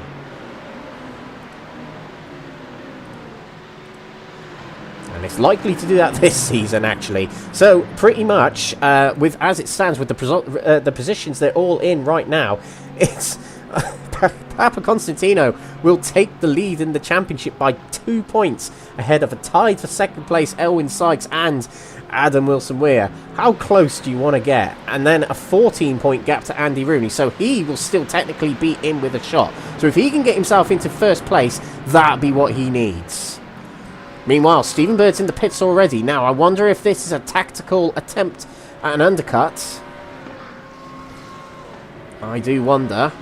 As we see, McCluskey and Cheverton past Jamie Dory.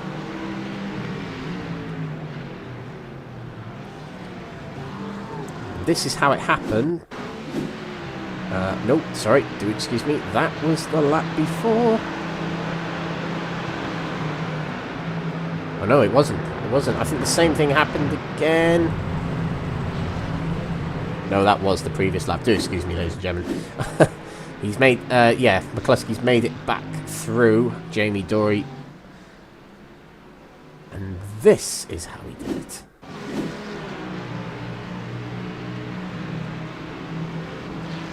It's Jamie Dory trying to move on Matthew Cheverton there.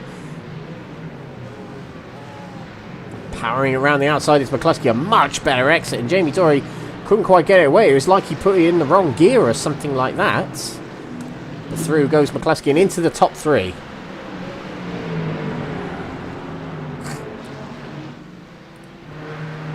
These two, this could be an interesting battle to keep an eye on when it comes to the championship as the night goes on.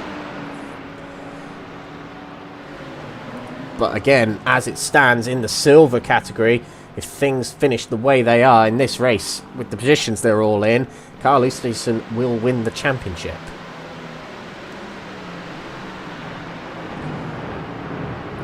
And another driver that's had a real strong season in his own respective category. That is Carl Eastleson in the silver category. He had a bit of a blip in form, I would say, around about the 3/4 mark. You know, the rounds of Zolder and partially into Lagos, but when he's able to hit the money, he's hit it well. Oh, big move there from Martin Hobson to the inside of Jake Pitt. And Jake Pitt just powering it around the outside, knowing he can have the inside for the next corner. Oh, and a spin there for Martin Hobson. Pushing a bit too hard out of eagerness, maybe. But he drops a few places there. But it was a good effort to try on Jake Pitt. He hasn't dropped too much time. He might be able to try again on other drives around him. The CSA drivers here mixing it in with the gold drivers in 8th and 9th overall. They've got Gaz Williams ahead of them and Ben Bennyworth behind them in gold category. Working together. Kruger helping out his teammates just ahead of him. Kruger knows he's not got much of a chance of the championship. He might get the top 5. But Kruger, who could have been a championship rival this season. A couple of disconnections and a couple of non-attendances haven't helped him there. But we'll see what he can do next season. The outgoing bronze category champion. And that could go to 4 different drivers next week. It could be Papa Constantino. It could be Elwyn Sykes. It could be Adam Wilson-Weir. It could be Andy Rooney. Andy Rooney, I can sense Andy Rooney's pushing hard. He needs these extra points on Papa Constantino, on his rivals.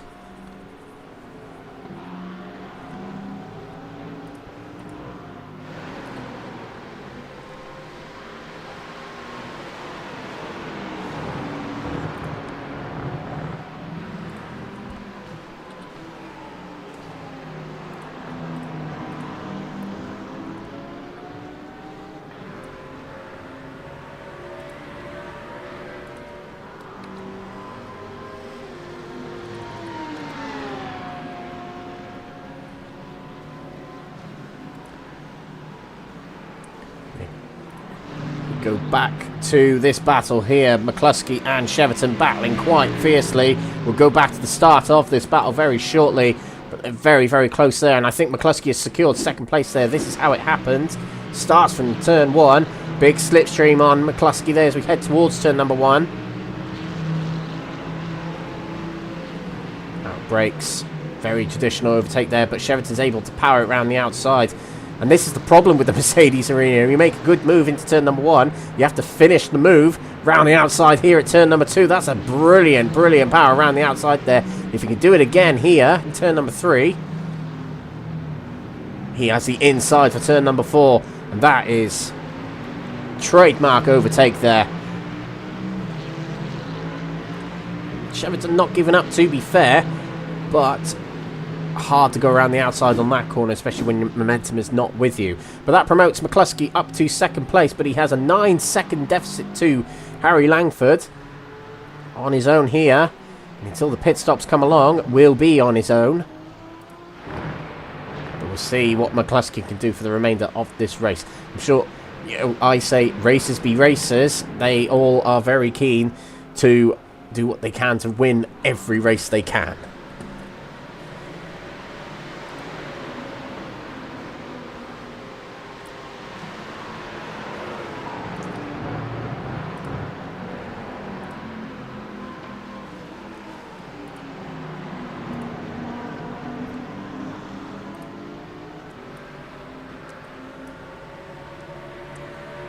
These two, I wouldn't say it's hugely crucial for the championship whether these two finish first or second, but certainly Andy Rooney, you know, needs that position.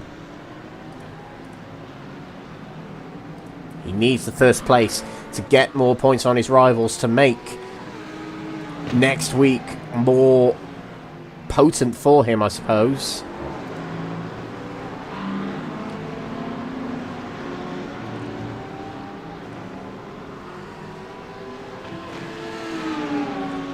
Charging towards Papa Constantino to try and get that for him.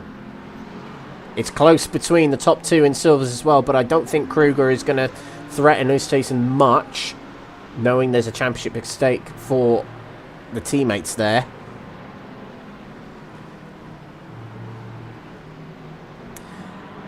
Owen Sykes 9th and Adam Wilson-Weir behind him 9th and 10th. They will need to get higher up to help their chances. The higher up they get, the more likely they'll lead the championship heading out of tonight. And that's what they'll need. It'll pretty much be, given how close they are, if things finish relatively similar to how they are right now, it will be whoever finishes first of the 3 drivers will pretty much win the championship, talking about next week. And that's what's going to make it exciting.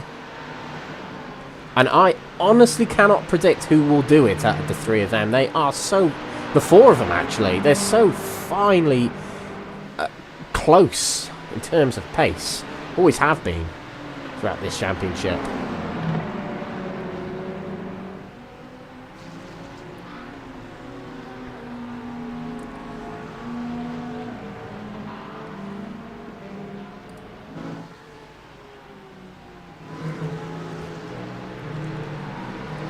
Keep up with Gaz Williams here. A little bit of a slipstream to help him out here as well. Now, the thing is, a lot of these drivers at this point in the championship, they'll be...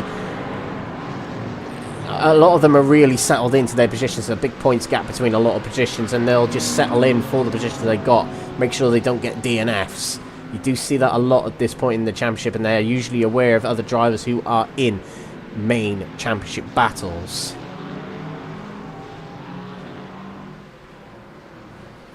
I mean, the likes of Mike Barber, who will be going for 4th in the championship.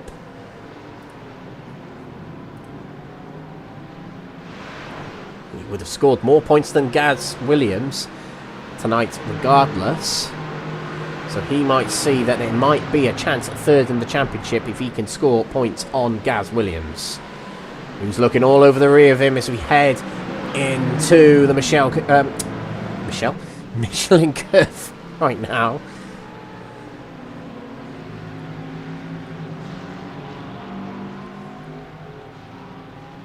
Who knows, this could be a battle for third in the championship between Mike Barber and Gaz Williams next week. It is taking place at Daytona. Daytona road course, not the oval. And what a brilliant track to end the season on. We ended last season at Le Mans, which was great. We're ending the season here.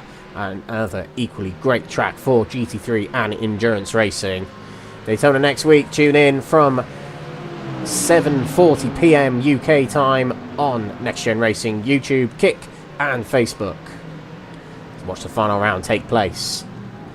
It may well be 2 championships, possibly 3 with the team's championship to consider, already sewn up, but it's still going to be a very, very exciting race to see who comes out on top in that race. And remember, the championship leaders start at the back of the category in the endurance races. So you're going to see the likes of McCluskey and Ustason starting at the back of their categories.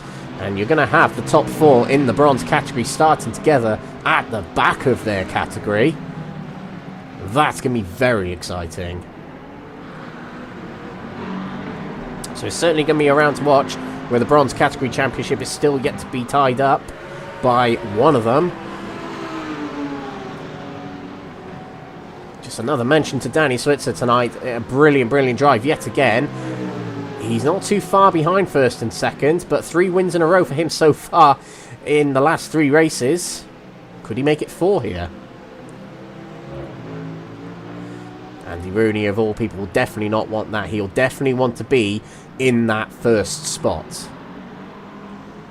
benefit his championship. He's had quite a big run of bad luck in recent rounds, as we see side by side through the Schumacher-esque between Seeger and Lewin here. Lewin on the inside, Seeger on the outside. Seeger much later on the brakes, but he has had to go wide, and so has Sykes.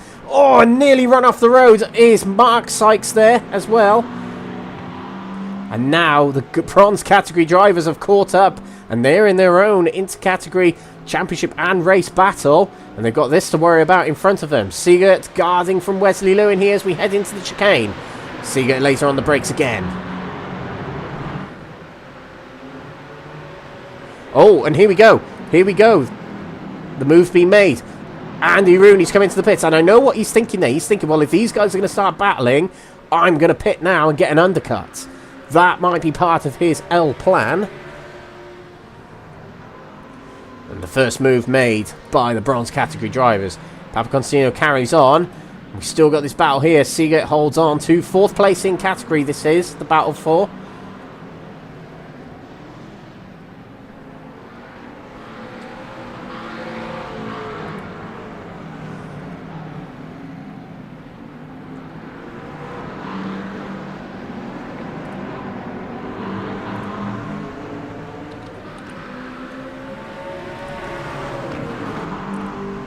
See how Seegert gets on in this race.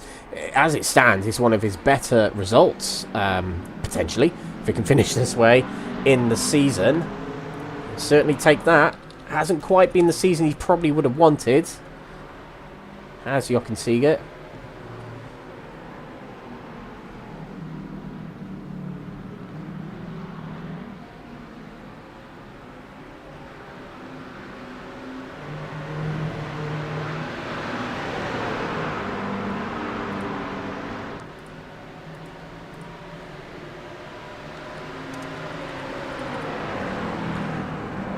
Right, let's keep an eye on. It is Andy Rooney. He's now 11th behind other people in his category, and that's because he's pitted. So he's got a long waiting game here. Probably the next 10 minutes or so he'll know if that undercut's going to work. Mark Sykes is slow to the side there. He's gone off the track. He was just in this battle with Wesley Lewin. Wesley Lewin right behind him. Goes for move to the inside. Backs out of it. Oh, is there contact between him and Papaconstantino? There is, but it's net code, I think. Oh, and Papaconstantino got away with that, but it sends Sykes into the wall. Papaconstantino got away with that. But that's going to cost him time. Valuable time. The Sykes in the pits, so's Kruger and Wesley Lewin. So a lot of the pit stops happening now. Papaconstantino carries on, but he's lost a bit of time, and that's going to advantage Andy Rooney. He's got a clear track around him. He can just focus on his lap times.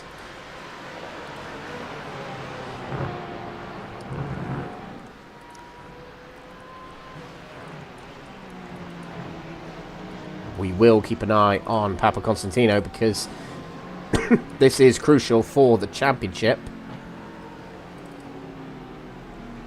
in the bronze category.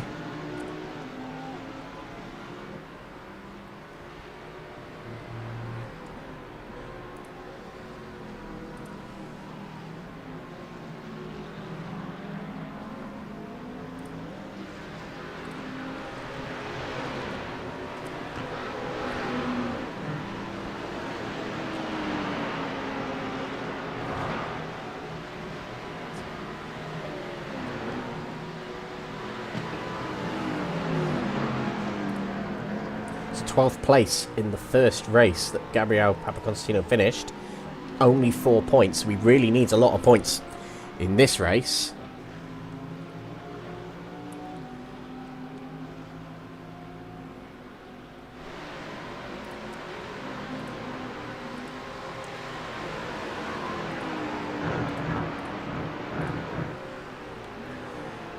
Yet in the pits is Gabriel Papaconstantino. He's got Janowski behind him, putting a bit of pressure on him. Excuse me, Gaz Williams and Baz Meacham in the pits. So is Jochen Siegert, on for one of his best results of the season. Carlos Stayson, leader of the silver category, stays out. Remember, he needs to finish there, and his rivals need to finish well down the order for him to secure the championship tonight.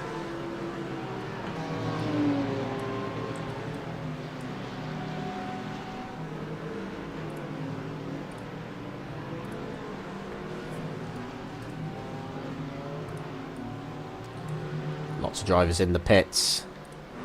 Wilson Weir stays out. Elwyn Sykes has stayed out as well, which means that Andy Rooney won't gain the places yet. We'll have to wait for another lap to find it all out.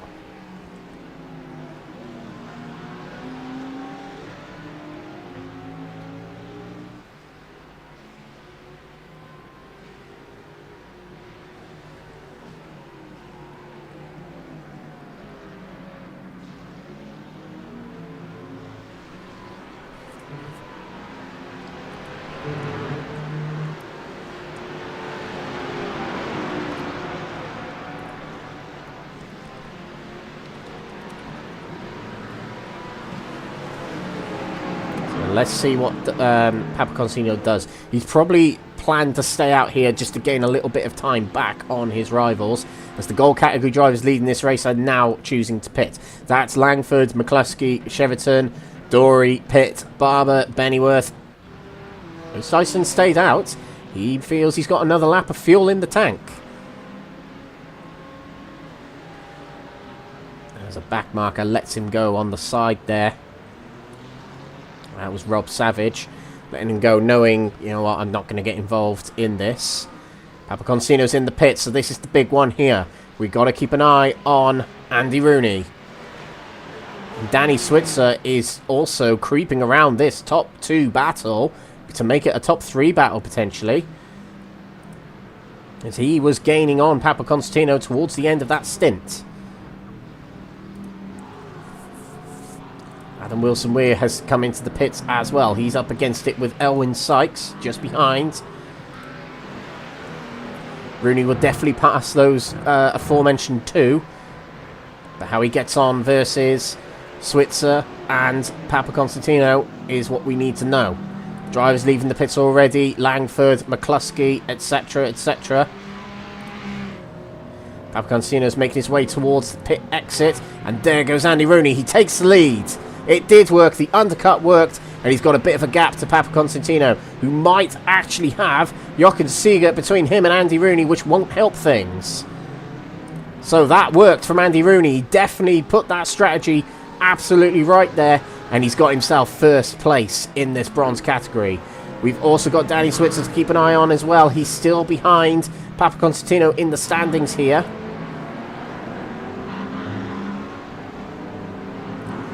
That really helps out Andy Rooney in the championship, because if he can finish this race in that top spot, he'll score 25 points.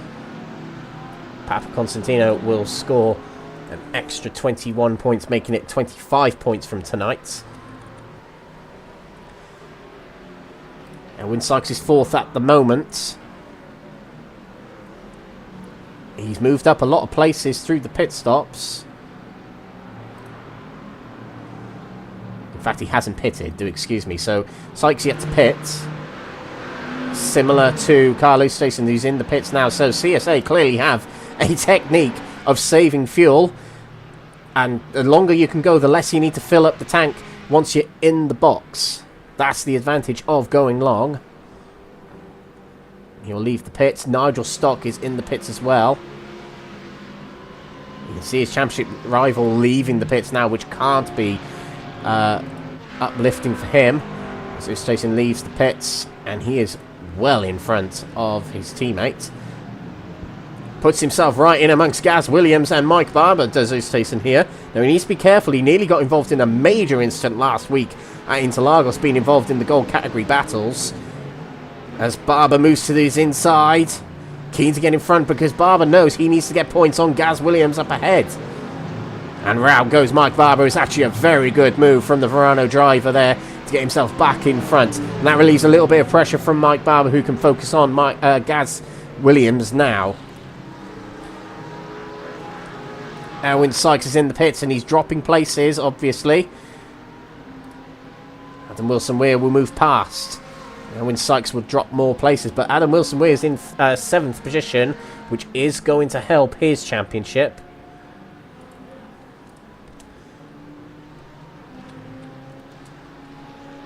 Elwin Sykes will leave the pits. We'll find out what position he ends up in, but it's not going to be in the top 10. Andy Chow moves past. There he goes. It will be in 11th place as he leaves the pits for Elwin Sykes. So a little bit of a sit rep on the fastest lap situation as well, because that's all to be considered as well. In fact, it's another place dropped for Elwin Sykes as he drops behind Rob Savage.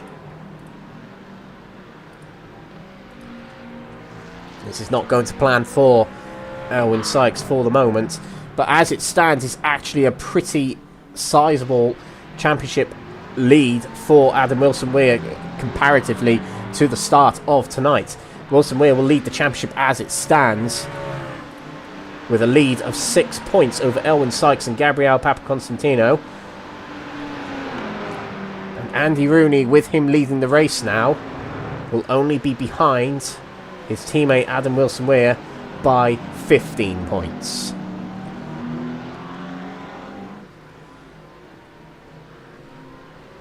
So it's going to be very, very, very interesting final round. But you've got to say that Adam Wilson-Weir is in the best position at the moment, because a lead by 6 points or more means that the other drivers that he's battling closely, Elwin Sykes and Gabriel Papaconstantino, will have to win the race next week if they want to beat at least Adam, and will need bonus points. So if Adam can keep going here, get more places, that makes it all the more better for him. Andy Rooney here has got to keep composed if he wants to continue being close in the championship situation. As Papaconstantino is not too far behind. He has got an ECO car between him and Andy Rooney. Oh, and it was very close there. Seeger again, very wide there at the Valvoline curve. As we head out of the Ford curve, Papaconstantino's on his outside. He's going to have the outside going into the Dunlop curve next. The banked corner. Oh, very close there. And Papaconstantino does close the door and gets it in front of Jochen Seeger. A very well executed move from the Cypriot driver.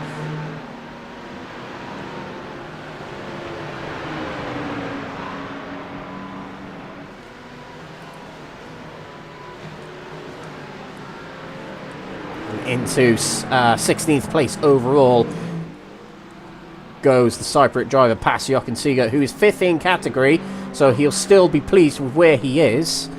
He's got a bit of a gap to Matthew Addy for the moment. Danny Switzer here, 3 times in a row he's been a winner in the bronze category, will want to charge up towards those top spots. Now let's focus on the golds a little bit here. Langford still leads the race, of course. but the gap is coming down quite rapidly, lap by lap, between him and McCluskey, down to 6.5 seconds. It started at 9.5. Now, judging by that, it might not be enough time for McCluskey to catch up with Langford, if that's even possible. The last lap, they're only a tenth apart. Now, McCluskey might be the champion, but he's certainly not giving up just yet on race wins.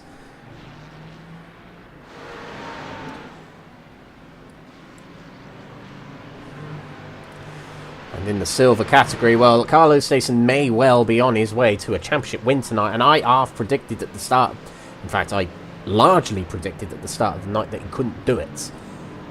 I've been proven wrong by him through his driving.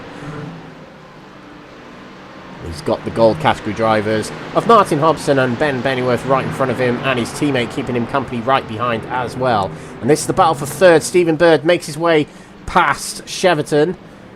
We know what Cheverton's like in the face of battle on track. Let's just get a full replay of how that happened, heading into the Schumacher S right now. Good exit from Stephen Bird by the looks of it on the Mustang, which is considerably heavier. Looks right, goes left. Later on the brakes. And that gets it done. He was able to get his whole car in front of, well, most of his whole car in front of Cheverton by the exit of the corner. And we've got Jamie Dory nosing around here as well.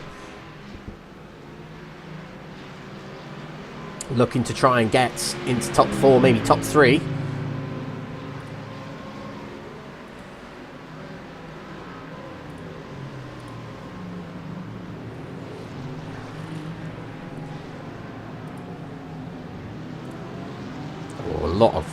A big row of cars here battling for, it's going to be 6th spot, and it's another Aztec car hiding these big trails of cars. That's Jake Pitt in front of Gaz Williams, Mike Barber, Ben Bennyworth, Martin Hobson, Ustason and Kruger, and Gaz Williams on the inside going through turn number 4 there, but he has the outside for the next corner, the Valvoline curve. But he'll keep it on the outside. Can he get it to the inside of the 4th curve? That's definitely the better line to be on for Gaz Williams. And Jake Pitt has powered it round the outside. He's kept this battle alive, and he's got back in front of Gaz Williams. Brilliant defending from the Welsh driver. Mike Barber looking around as well. Gaz Williams is going to challenge around the outside, but he'll back out and get it tucked back in behind for what he'll hope to be a good exit from the next corner. Schumacher S coming up, crucial corner when it comes to momentum. You've got to get it absolutely right so you don't concede the position. Going into the next corner because Mike Barber's looking all over the rear of Gaz Williams heading into the corner, and we've also got Hobson and Bennyworth looking behind as well. The silver category drivers there as well. I don't know how much they'll get involved in this as well, but they might just give it a go. Pitt still heads this line of cars. Barber looking all ways to try and get past Gaz Williams. He knows that's 3rd place in the championship. He's trying to get the upper hand on.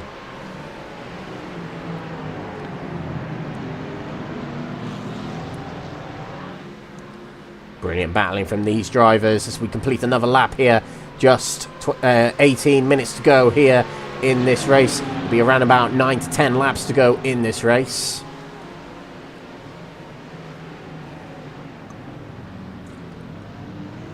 So close between them as we head through turn number 1. Nose to tail. We've seen what Jake Pitt is capable of when it comes to battling many times this season, and a lot last season in the silver category, involving him, Cheverton and Ben Bennyworth throughout the season. He's mixing it in with these gold category drivers.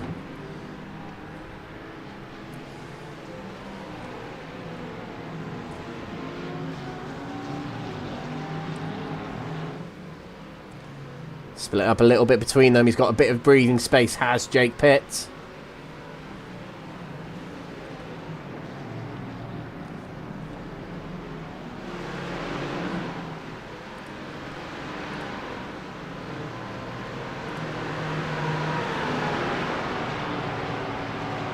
Gets away a little bit from Gaz Williams in those corners.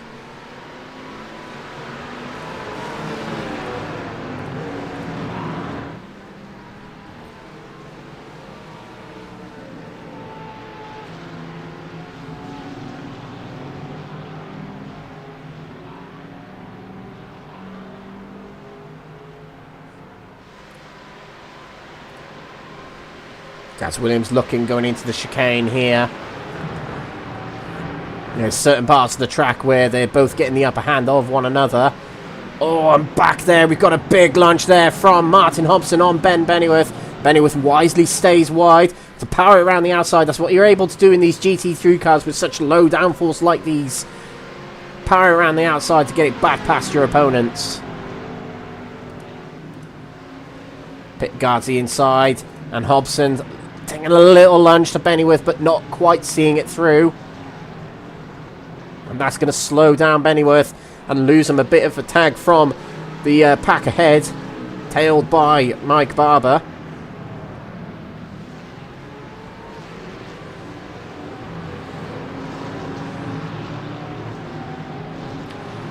While they're watching this, I'm just trying to work out the as it stands situation in the silver category. With Matthew Addy in 6th place, it's looking a bit better to what it was earlier.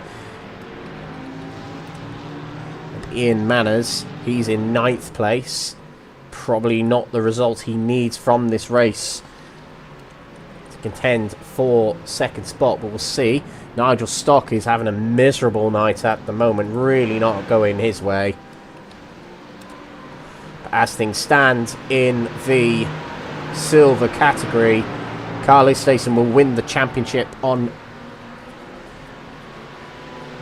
the potential of countback if things finish exactly as they are now.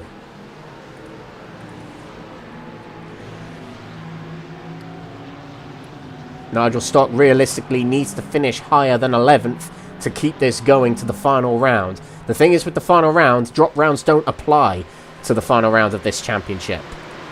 So if you retire from the next round of the championship, round 10, you score no points, and you can't have it as a drop round, as it got close between Pitt and Williams there.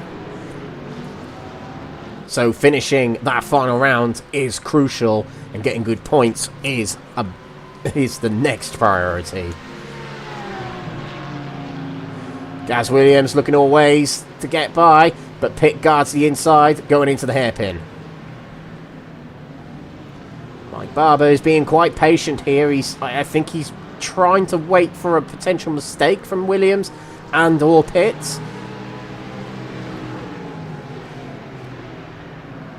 But when the cars in front are going for overtakes, it's quite tricky to plan an overtake, because it makes the cars in front a little less predictable.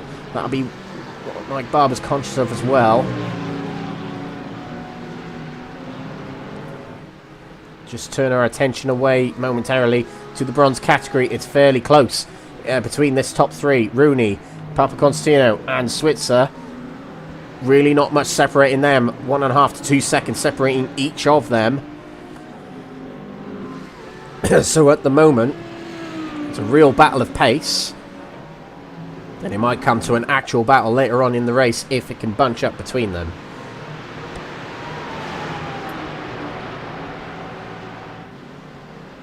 Gaz Williams. No, not quite close enough to Jake Pitt. It was a little bit deceptive there. Pitt's hanging on really, really well here. It's got to be said. And his teammate Matthew Cheverton is up ahead here, not quite losing the tail from Stephen Bird, and he's battling with Jamie Dory at the moment. Stephen Bird's not quite running away here.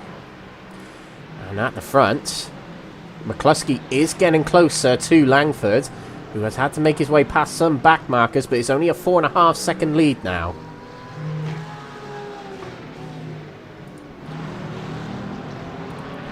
Ian Manners, another place for him here would be good for his championship if he can get past Wesley Lewin.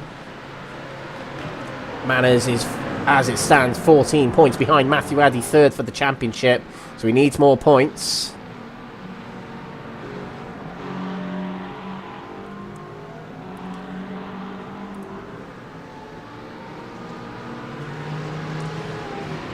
Pitt and Williams have moved away from Barber just a little bit here.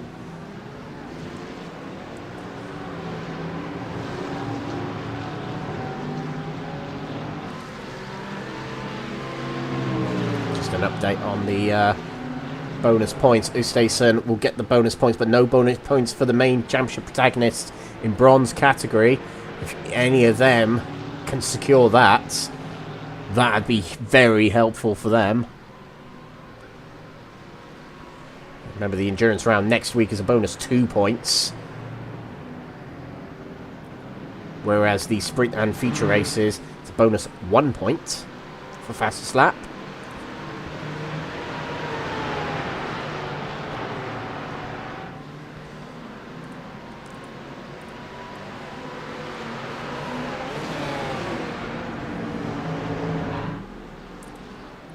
It's getting close between Rooney and Papaconstantino. Papaconstantino on that last lap was 1.1 seconds quicker than Andy Rooney.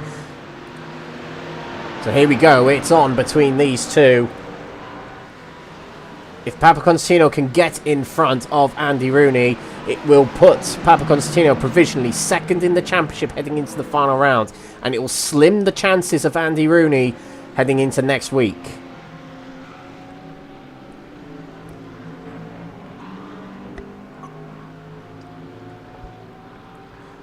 Wilson Weir holds 7th at the moment.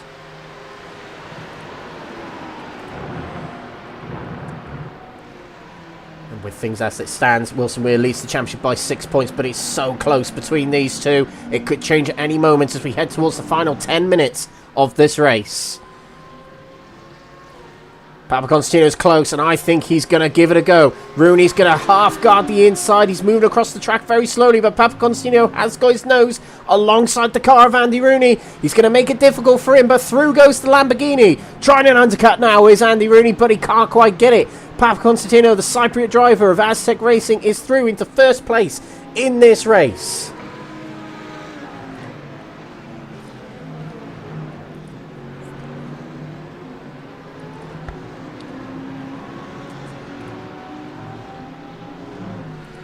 Nice 25 points in this race if he can secure that.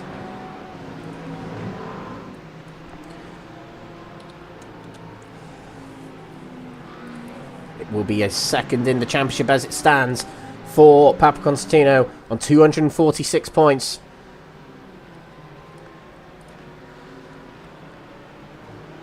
He'll just be 5 behind Adam Wilson Weir, and that is what I mean. It mean that the top 3 drivers will be finishing ahead of the other drivers in the top 3 anyway of the race next week, or at least in the top 8 actually, and getting bonus points to better their opponents. When it comes to race wins as well, Papaconstantino's got the advantage as well, so if it ever has to go to count back, Papaconstantino will have the advantage regardless going into next week. He's got 2 wins to his name already, and it could be 3 with this one coming tonight, potentially. Adam Wilson Weir has not actually won a race in the bronze category this season. He's got no wins to his name, and he's right now challenging for 6th place. So a response from him here could help his championship. He moves to the inside of Kurt Van Honecker. Not going to make it just yet, but he'll try again at another corner. Andy Rooney is not challenging back yet at Gabriel Papaconstantino. Let's check back in with the 6th and 7th positions here. Crucial position here if Wilson Weir can get this. It's an extra point, which just makes it all the more difficult for his rivals.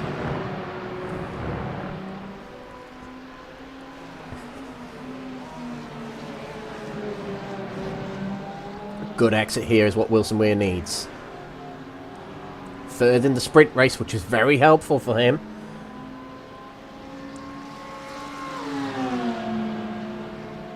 Good slipstream here. He's going to move to the inside, going into turn number 1. Very late on the brakes is Wilson Weir. Can he get slowed down the apex? Not quite. Back through goes the Dutch driver of Kurt Van Honecker. Valiant effort there from Wilson Weir, though. You can see he's trying to get that extra position, get that extra points. Rooney is not quite falling away from Papaconstantino yet, but Danny Switzer is closing in.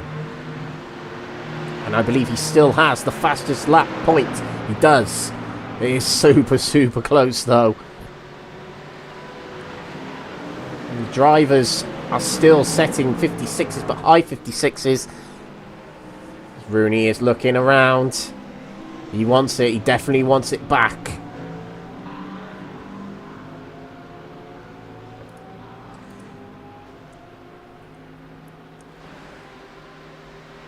towards the chicane. Papaconstantino had a really good exit.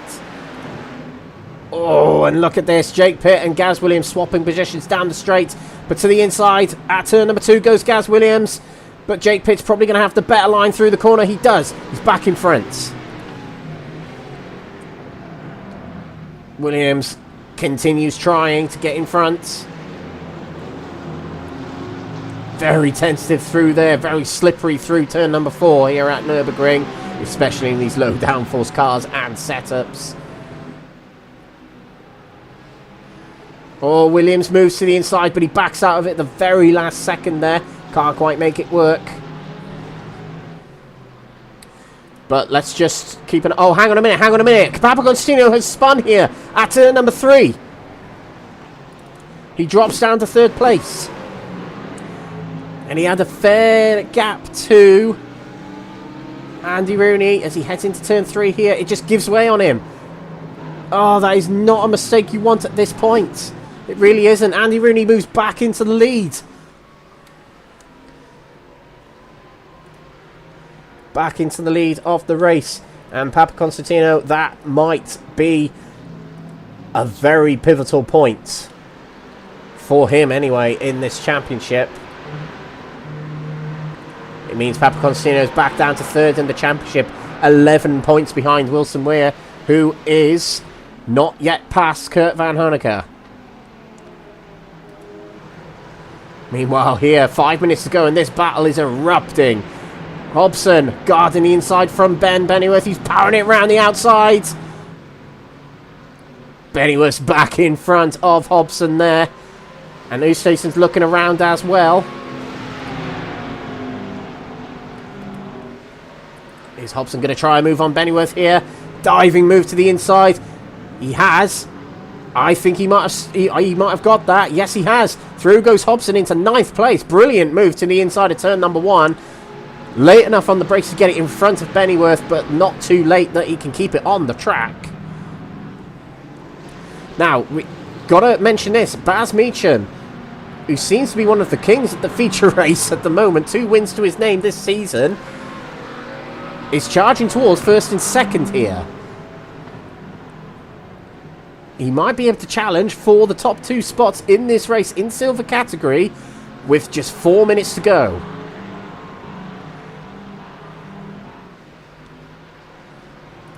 Andy Rooney has lost a position to Danny Switzer. Here's how it's happened. This is all the more going towards the favour of Adam Wilson-Weir. Oh, Rooney makes a mistake in the chicane. Through goes Switzer. So that puts Switzer into 1st place. And it means he's well on his way. If he can hold on to Rooney here. If Rooney's challenging back. But Danny Switzer could make it 4 wins in a row. To the inside goes Andy Rooney at Dunlop Curve. He can't complete the move. Danny Switzer powers it around the outside, as we've seen a lot today on this track. And keeps hold of that 1st spot.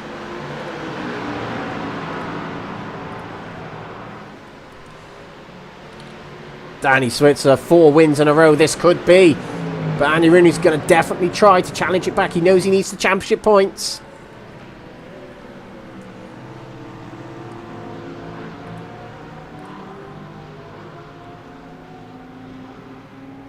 Elwyn Sykes has moved up some positions, so that gets him more points in the championship. Helps him out a little bit. Adam Wilson-Weir really needs to get past Van Honecker to help his championship, and there's loads of drivers desperate for it at this point in bronze category. He's got Jochen Seeger right behind him as well. As things stand right now, a 6-point gap between Adam Wilson-Weir and Elwyn Sykes in the championship heading into the final round, and 11 points separating Gabriel Papaconstantino and the top spot. Andy Rooney will be 19 points down, which means he will need other drivers to beat his rivals and for him to win the race next week for him to have some hope. It's not out of the question. We've seen some strange things this season. Langford, good drive from him tonight. Pace-wise, hasn't quite been as quick as McCluskey, but McCluskey has had the disadvantage of moving through the field Langford, you could argue it was pretty much the first race in the waiting here. Potentially, you don't know. But he'll be happy here. He was able to get back an opportunity to win a race tonight following his pole position. And that'll be the white flag waved for him. And Quatermass could be on their way to their first ever outright race win in the Next Gen Racing GT3 League.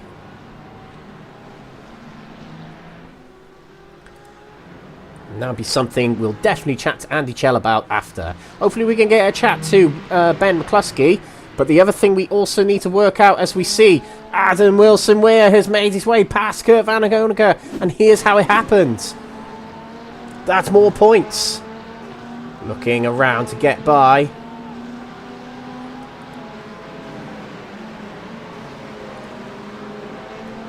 Round the outside. What a move from Wilson-Weir. But fighting back is Kurt Van Hoonicker. Brilliant. Really good from Wilson-Weir. Very good move. And that could be a nail in the coffin of the championship, as Andy Rooney is not quite getting it back on Danny Switzer as they start their final lap here and final opportunity. But I'm also trying to figure out all at the same time if Carl Oosthuizen is about to win the championship in the silvers.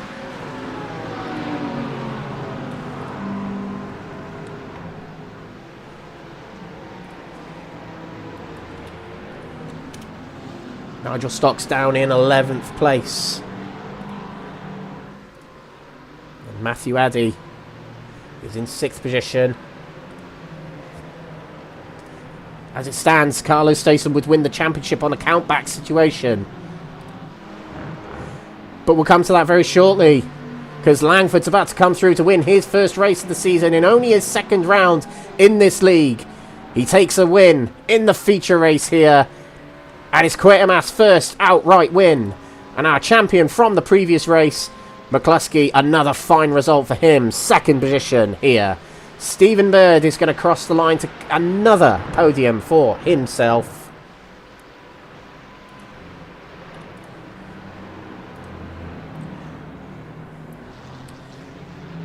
Another strong performance from Stephen Bird, and that will pretty much be one hand on 2nd place silverware for him. Carlos Stayson, unless anything changes in the order around, and in fact Nigel Stock is off the track and he might lose another position, Carlos Stayson might well have won the silver category championship. We'll have to confirm it properly later, but I think he's done enough. I absolutely think he's done enough. 2nd place to Jeffrey Kruger and 3rd place to Baz Meacham. A brilliant race from him, challenging the top 3 towards the end there. He probably needed more laps, but 4 in a row for Danny Switzer, the Canadian of Ferrano Motorsports. Brilliant driving from him lately. And Andy Rooney taking 2nd place, a good return to form and a brilliant race from him. Papa Constantino will come through in 3rd position.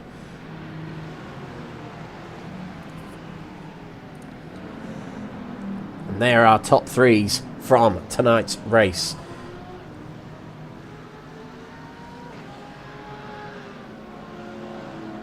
I do believe that is... I'm just gonna... Just a little bit of radio silence for a second, ladies and gentlemen, while I do some points figuring out a ring. I'm sure Paul Williams might be able to do it behind the scenes, hopefully. He's not racing tonight, so it's likely we might not get that.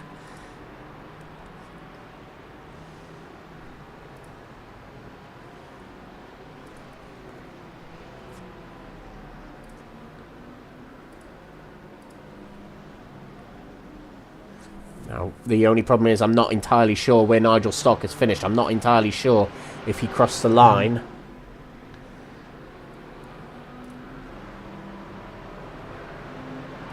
I think he did classify as 11th position. Yeah, it is in the results 11th position. So I believe that's it. The only, if my calculations really are correct, I'm just going to do a double check here.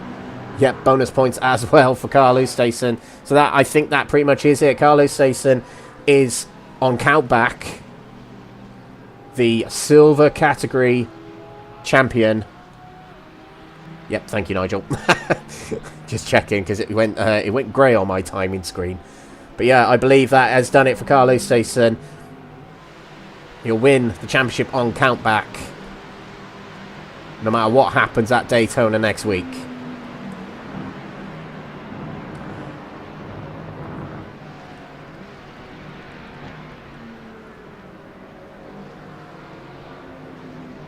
What a night of racing we've had. The brilliance of the rain in qualifying, bringing the silver drivers to the forefront, and then the sprint race was just a sea of drama, quite literally. And then all the championship drama that took place in that third race. What a round we've had tonight, ladies and gentlemen. I knew Nürburgring was going to be a good one. But let's just round it off from this race with the results of this race. Gold category first. Harry Langford takes his first win in the league. Ben McCluskey, another podium position for him, second place, as he sewn up the championship in the sprint race. Stephen Bird, third position, with Matthew Cheverton. A really good race from him, fourth place.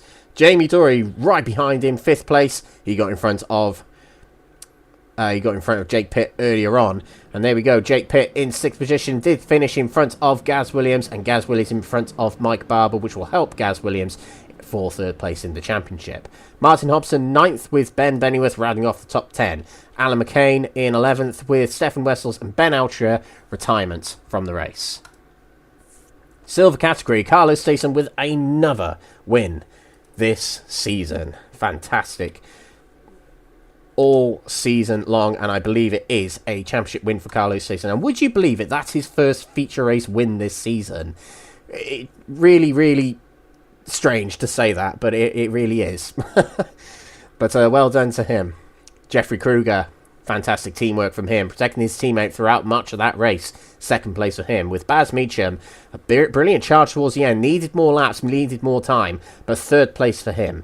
Danny Janowski on his second round of the league, fourth position, a good result for him there. And Jochen Seeger, one of his better results of the season, fifth. Matthew Addy, sixth, followed by Aaron Hobson and Ian Manners in eighth. Wesley Lewin, ninth, with Mike Reedner in 10th. A lap or more down for Nigel Stock, Paul Walsh, our sprint race winner, Mark Baker, Sammy Ariba, and a DNF for Mark Sykes. Bronze category, Danny Switzer makes it 4 wins in a row in category. He wins the feature race here, having won the sprint race earlier, and last week won both races. Andy Rooney, second place for him. Helps him championship-wise, but is it enough? We'll have to find out into next week. And Gabriel Papaconstantino, likewise, a mistake at the end of the race meant he lost first place to third place there. Stein Vaten's in fourth position, followed by Alejandro Ulate. A very good debut from him. 2 top 5 placings. Adam Wilson-Weir, sixth position for him, and that gaining that one place was crucial for his championship chances we head into next week. He leads the championship heading into the final round. Kurt Van Hoenicker, seventh position, followed by Jonathan Berry, and a lap down was Andy Chell, Elwin Sykes, Robert Savage, Craig Tillotson, and Matt Gatter. Whew. I tell you what, my head is fried from all the maths I've had to do tonight. But yeah, we're going to get some interviews in now, ladies and gentlemen. But before we do, we are going to go back to the start of the race. I don't think there were any notable incidents to look out. It might be... no, actually, I don't think there are some key incidents to take note of, unless I'm mistaken.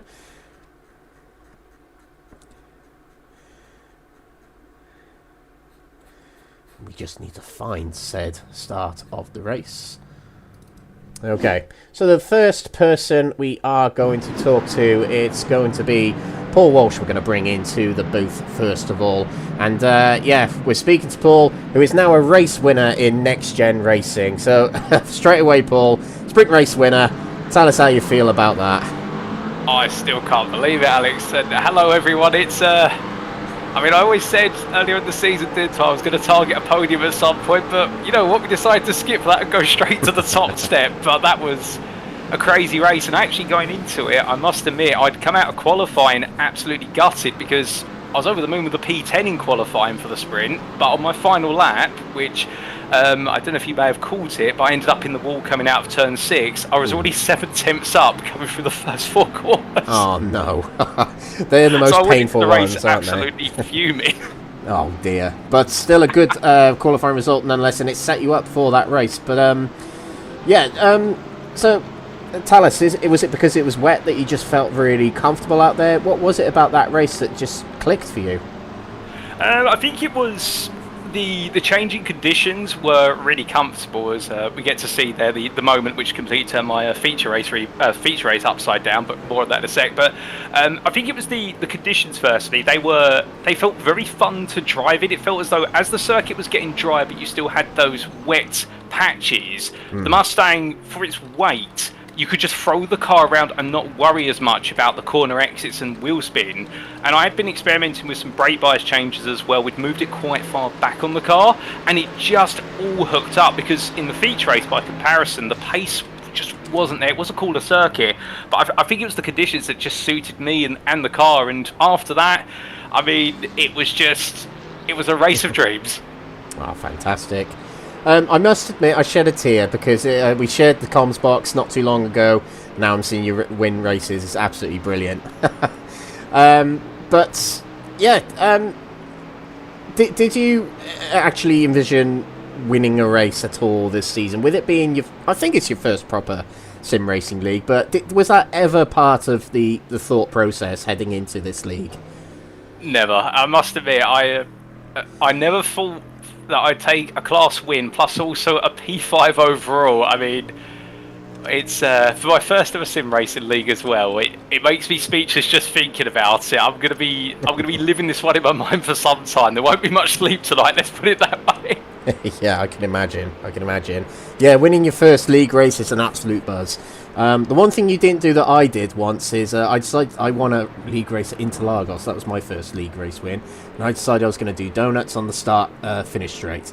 And I went straight into the wall after doing them. So thank God you didn't do that, Paul. So, yeah, lesson learnt off me. Right, but let's talk about you again. Daytona next week. Final round of the championship. It's been a rocky road to the championship, but next week, how are you feeling about Daytona? Feeling confident for Daytona. I don't think we can necessarily go chomping after another race win, but then again, anything can happen over 2 hours of race at Daytona.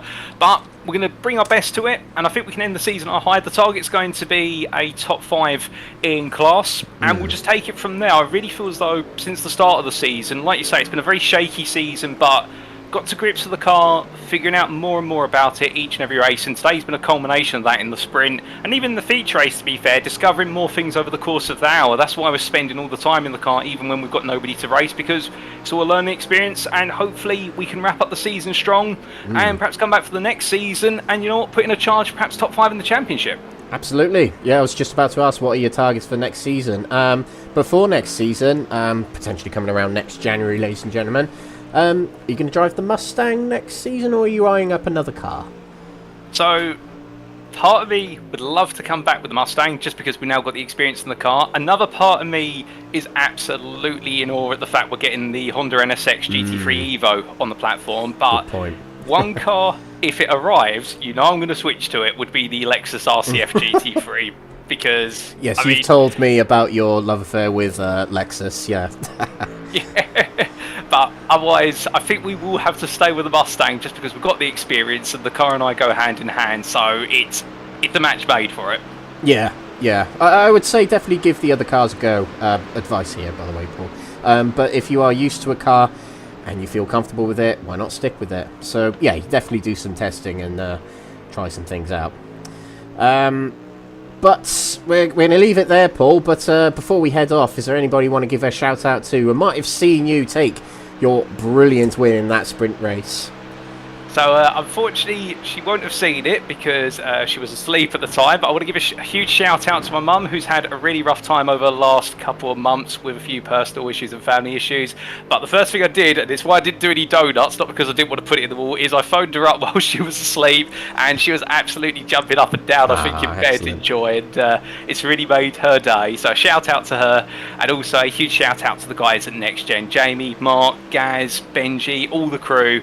I mean, I kid you not, Jamie said to me going into that sprint race, I reckon you can win it, Paul, and they've all supported me all the way through. Also, Matthew, Addy as well, they've all been giving me little tips here and there and been pushing me forward, and it's fantastic. And one last guy as well, just want to give a shout out to Jack Barker once again. He's tuned in tonight, and he's absolutely made up for me taking my first race win. And funnily enough, I wasn't in the commentary booth when he took his first win in the Sim Racing League, but I watched it all the way through to the end. And in fact, I think I was in the commentary booth for his first league race win. Oh, goodness me, I'm getting lost. But shout out to Jack, and also I've got to say thank you to yourself, Alex, for the fantastic show you put on week in, week out. Oh, thank you very much, Paul. Yeah, lovely shout outs there. Thank you very much, Paul. Thank you very much for the entertainment tonight. Good luck next week, and we'll see you next week at Daytona. Cheers, Alex. All the best, and thank you everyone for tuning in. You'll make it absolutely special. We'll see you next week. Thank you, mate.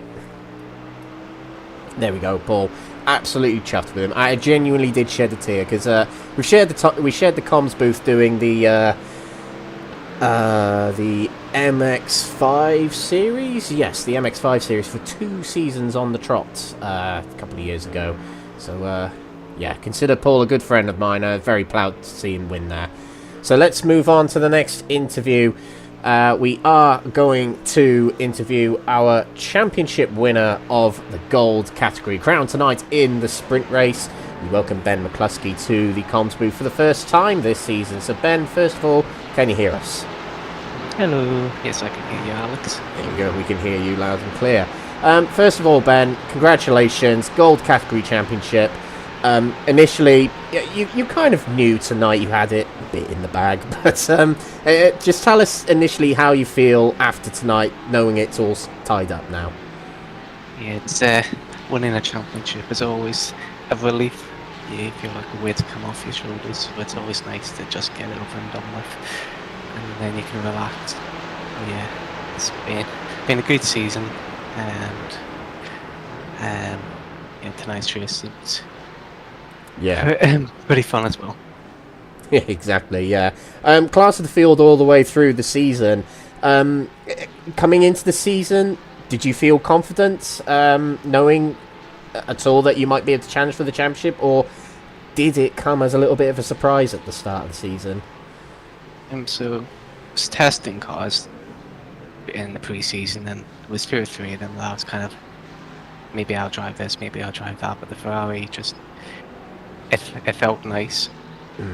Probably the nicest out of them all, and felt the most natural to drive, so I decided to pick that. In the race, round 1, I never have any expectations, because new drivers, new cars, you never know what the competition is going to be like. So turned up the Fuji, and I got 2 wins there, and then Chris Schroeder turned up the round 2, and as I go, no, here we go.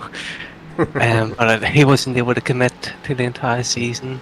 But yeah, there was a bit of fighting for second place. I don't think anyone really wanted to be in second place for a period in the championship, so that really helped give me the comfort gap. And then towards the end, Stephen Bird put in a couple of solid results and became my newest challenger. But into tonight, as you said, I pretty much just needed to see the checker flag in both races. I just tried to treat it as much as a normal race as possible. Yeah. Excellent. But what was the race this season that for you was probably the most favourite of them? Of all the wins you've had this season, which is 8 wins this season, which one stands out as your favourite?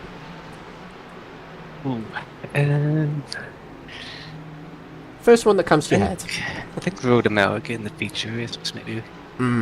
that was a very good one, actually, yeah. It was one of my favourite, because I think that was when the grid was nearly at its highest. I think I maybe started the feature race in 18th. And it's quite a good track for racing. Yeah. I think I had Chris Schroeder right behind me in the feature, so we had a good battle and coming through the pack together, and I think I took the lead with maybe 5 minutes to go, so it was quite close that way, so pushing as hard as I could, trying to get through the pack and just about doing it, so it was good fun and very competitive race. Excellent stuff. So, assuming this next season, which I've heard from Gaz there will be next season, what have you got planned for next season, other than win probably, but any car changes or anything in particular we could probably know about right now? I think there's the next season is coming out in the new year, so I don't know when the dates line out, so we'll just have to do a little bit of testing, but I like driving the Ferrari. I've got no reason to jump out of it, even if it gets nerfed or reduced power. I still think there's a good chance I'll still be in it.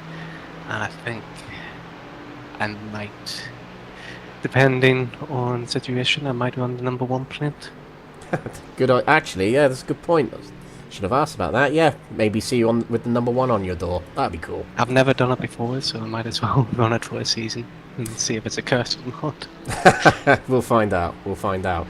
So outside of next gen, or even within next gen, have you had have you won leagues before? Is this your first ever? So I think I won the prototype league 2 seasons ago. Okay. On iRacing, and then that's the only other title I've had on iRacing.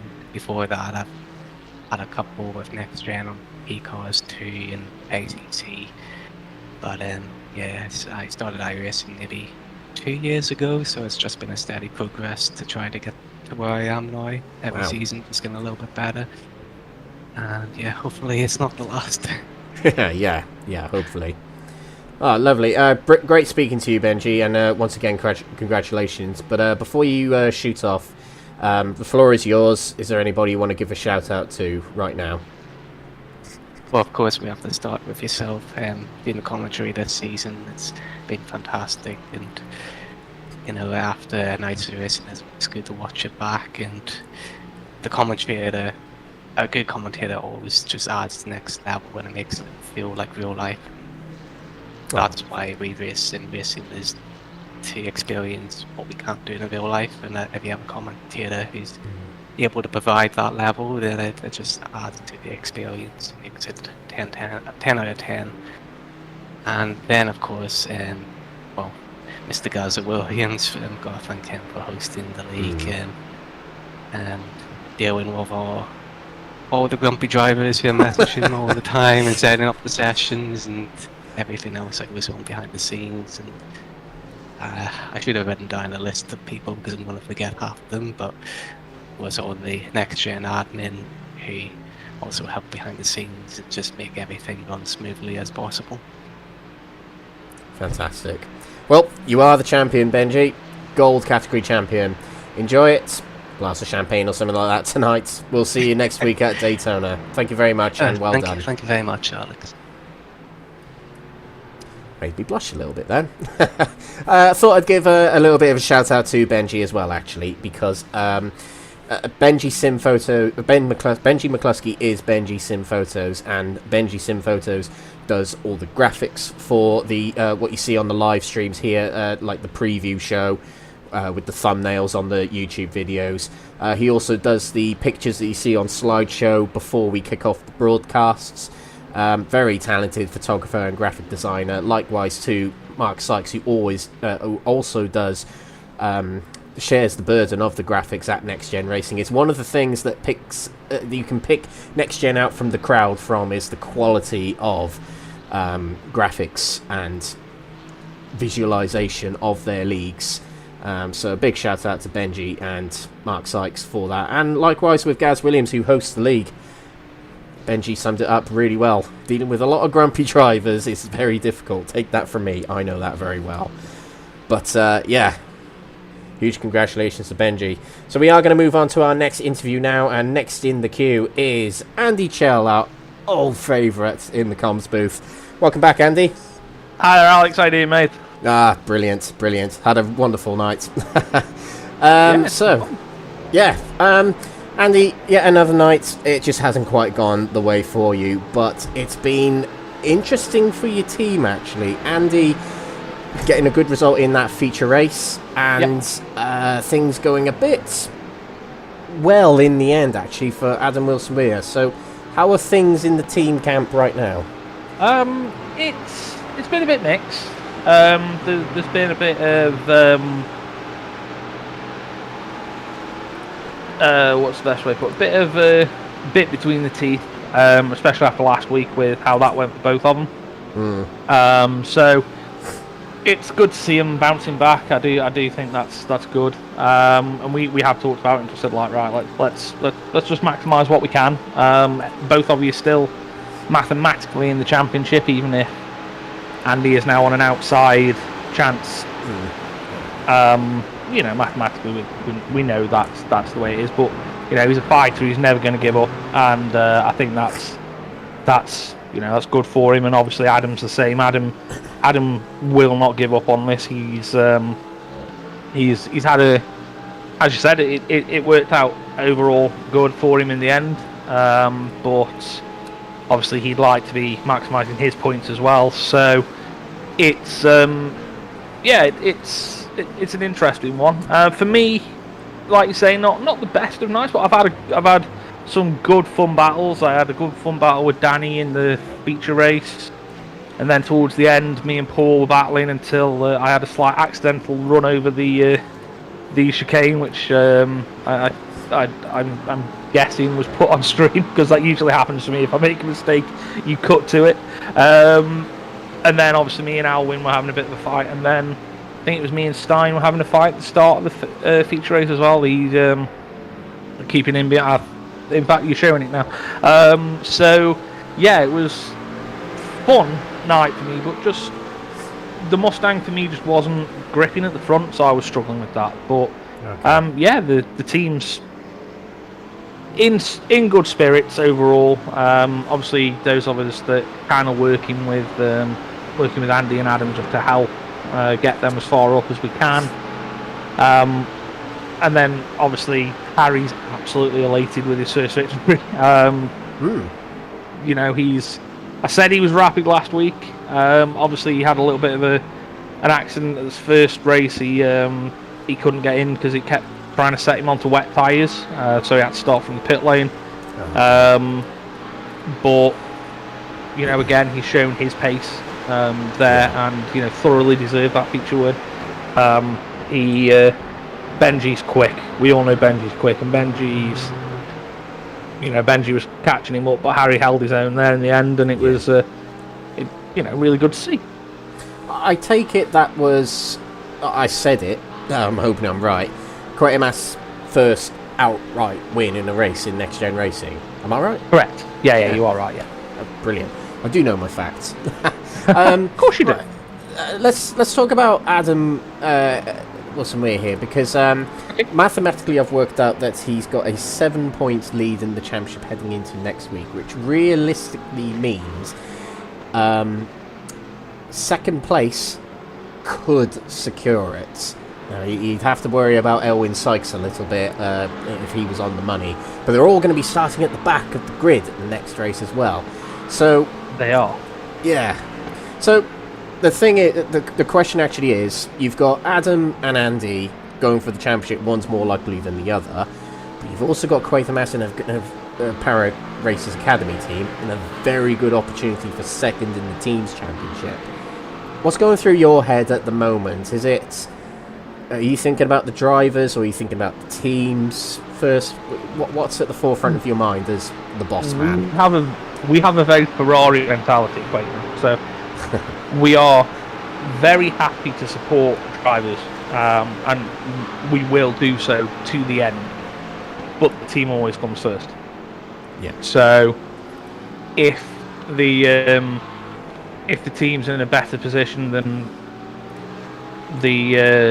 if the team's second position is in a stronger position than the drivers' championship for a driver, then that's going to be something that we look at, and it's something that as the team principal I have got to sit down and have a real good think about, because as I've said from the start, I'm not in trying to stop somebody winning the championship. I'm not. But as you've said, we've got a very, very good chance of second place in this championship, and it's going to come down to this last one. It's going to come down to us maximising them points. So it will depend on the night who gets where, but I am sort of in the eggs in both baskets with Adam, because Adam's in the Power Drivers team. So that does help me out a little bit there, because obviously Adam maximising his points maximises points for the team, but that then means me and John, one of us has got to maximise our points, because it's me, Adam and John in that team. So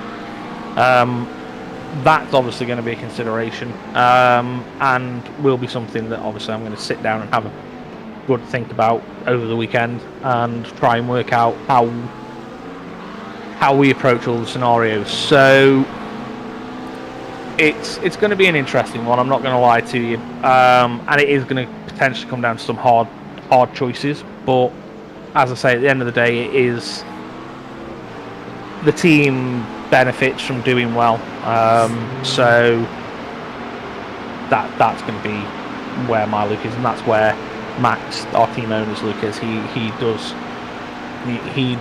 have the viewpoint of, yes, the drive doing well is amazing, but the team doing well is equally better. I mean, you only have to look at Red Bull, for example, in Formula 1. You've got one driver that's won the World Drivers' Championship, but the other one probably hasn't carried the weight they needed to. And it's cost them when they've had arguably one of the better cars at the start of the season. Yeah, don't get me wrong, dropped off towards the end of the season, but it's the same sort of thing for us. We had some of our drivers, me included, had really good starts to the season, and then they've had problems. Others, like Adam, have come on song midway through, so it's been one of them, and it is very much okay, I've got to have this sit down in this conversation. So yes, the team's the more important one for us, but that's not to say I'm going to say Adam has to sacrifice something, because I'm not going to say that. But we'll, like I say, we'll see on the night, see how it goes. But yes, the aim is second in the I'm going to say constructors, but teams championship is definitely something that we are 100% wanting to secure. So excellent. I think that sums it up brilliantly when it comes to the championship heading into next week. It's gonna. I stand corrected, by the way. It's a 10-point lead for Adam in the championship. Okay. Which means third could do it, depending on bonus points. But we have to move on to the next interview now, Andy. But anybody you want to give a shout out to before we head off? Usual. Shout out to the team. They've done brilliantly. All of them have. I'm really proud of all of our drivers. And then our sponsors. As I said last week, they do help us keep racing. So we do appreciate it. And then to you guys, and to, like I said, the drivers I mentioned tonight that I had really good fights with. It's been great, respectful racing. So I can't ask for more than that. And yeah. Excellent. Lovely. Great speaking to you again, Andy. Good luck next week. We'll speak to you next week. Yeah, see you next week, mate. Yeah. Quite amassing a very big opportunity, a potential championship driver winning, and the team's championship second place, which would be a big achievement for them, being a fairly new team. But we are going to move on to our final interview of the night, and it is going to be with our feature race winner in the bronze category, and now 4 wins in a row for Verano Motorsport driver Danny Switzer. So, Danny, welcome to the comms booth yet again. Congratulations on 4 wins in a row. You're making this look a bit easy at the moment. Yeah, the Mustang's feeling good right now. So, yeah, 2 wins last week, 2 wins this week. You've only been a part-timer this season, unfortunately, so you must have felt you had a good, you could have had an opportunity at challenging for a championship potentially, had you been at the whole season. Is that what you're feeling right now? Yeah, I wanted to do the whole season, but I'm still in school and I'm doing school sports, so kind of got in the way for half the season. Yeah. If there's a next season, do you think maybe more rounds could be under your belt for next season? Is that on the cards, or? Definitely. Yeah. Yeah, I don't think there's much in terms of sports through the winter right now, so hoping I can go for a championship next time. Excellent. And tell us a little bit about the Mustang and how that feels for you. It's actually been a fairly popular car this season, but what is it about the Mustang that just seems to work for you? I mean, obviously the power, that's a big thing with it. But just with my driving style, I'm really choppy with the steering wheel. So in those high-speed corners, I can just crank the car in, and it just sits every time. Okay. Yeah, that's good to know, actually. I quite like the Mustang as well, and actually I drive a little bit like that, so yeah. That's very interesting. So yeah, 4 wins in a row. If we see you next week, do you think you can secure a win at Daytona? Hope so. I've never been too good at Daytona, but if I can get down on people, because I'm a lot better in traffic than in open air, just following people, I can usually cut down the time on them. So hopefully that helps me out around Daytona. And that would be very helpful at Daytona, definitely. Okay, Danny. Well, yeah, thanks very much for having a chat to us tonight, and well done on 4 wins in a row. That's just incredible. Don't think we've seen that in this championship. But before we head off, is there anybody you want to give a shout out to? Oh man, I mean everybody at Verano. They've just been great all season, helping me. They've paid for my being able to join the league, which was great, and yeah, it's always been great. Andy Chow, I know we've been talking a bit before the interviews, and yeah, he's a great guy to race with. Yeah. Fantastic. Well, congratulations again, Danny. Hopefully we'll see you next week. Good luck next week. We'll see you then. Yep. See ya. There we go. That'll be all 4 interviews over and done with. Yeah, just another mention of 4 wins in a row for Danny. I don't think I've seen anything quite like that other than maybe from Ben McCluskey in the gold category. So, yeah, quite an achievement for the Verano driver. But we are going to shoot off now, ladies and gentlemen. But before we do, we have got an update on the championship standings. So heading out of tonight and into next week, Ben McCluskey has won the championship in the gold category, as we mentioned. Stephen Bird holds 2nd place, and he's pretty much got 2nd in the bag, but it does require him to finish, and it does require not such a good result from Gaz Williams to make sure that Stephen Bird secures 2nd. But it's well and truly in his hands for the moment. Gaz Williams and Mike Barber will continue to battle for 3rd place into next week, but it certainly is advantage Gaz Williams. Martin Hobson, 5th place, and jumping up to 6th place from tonight is Jamie Dory. Sean shoots 7th position with Stefan Wessels. Not such a good night for him, but 8th place. Cheverton shoots up to 9th place past Edwin Simpson and Gavin Gardner. Silver category and his championship secured for Carlo Stason. I did ask if he wanted an interview tonight. We'll get him next week instead. He's not around right now. It's a bit late in the night for him wherever he is. But a championship win for Carlo Stason. I didn't think he'd been able to do that tonight, but he proved me wrong, and he did it tonight in that feature race. Well done to him. Nigel Stock still holds 2nd position. He has got a healthy 19-point gap over Matthew Addy. So next week, a decent round for Nigel Stock could mean he secures 2nd in the championship. Addy, as we mentioned, in 3rd position, got a 13-point cushion over Ian Manners. Aaron Hobson in 5th position, followed by Jeffrey Kruger. A good night for him in the feature race. Mark Baker 7th, followed by Baz Meacham. Paul Walsh, a race winner tonight. And Jochen Siegert 10th. Bronze category. It's a 10-point lead in the championship lead for Adam Wilson-Weir, and it means that he's got a big opportunity to win the championship next week with that gap. But Elwyn Sykes has got it all to do next week with a 10-point gap to close and 13-point gap to close for Gabriel Papaconstantino next week. We'll see how that goes. Kurt Van Hoenicker joins that battle, though. He actually, through tonight, gets himself into contention. Mathematically, he's only 25 points down. He can challenge for it. He's tied 4th place with Andy Rooney, who's still in with it.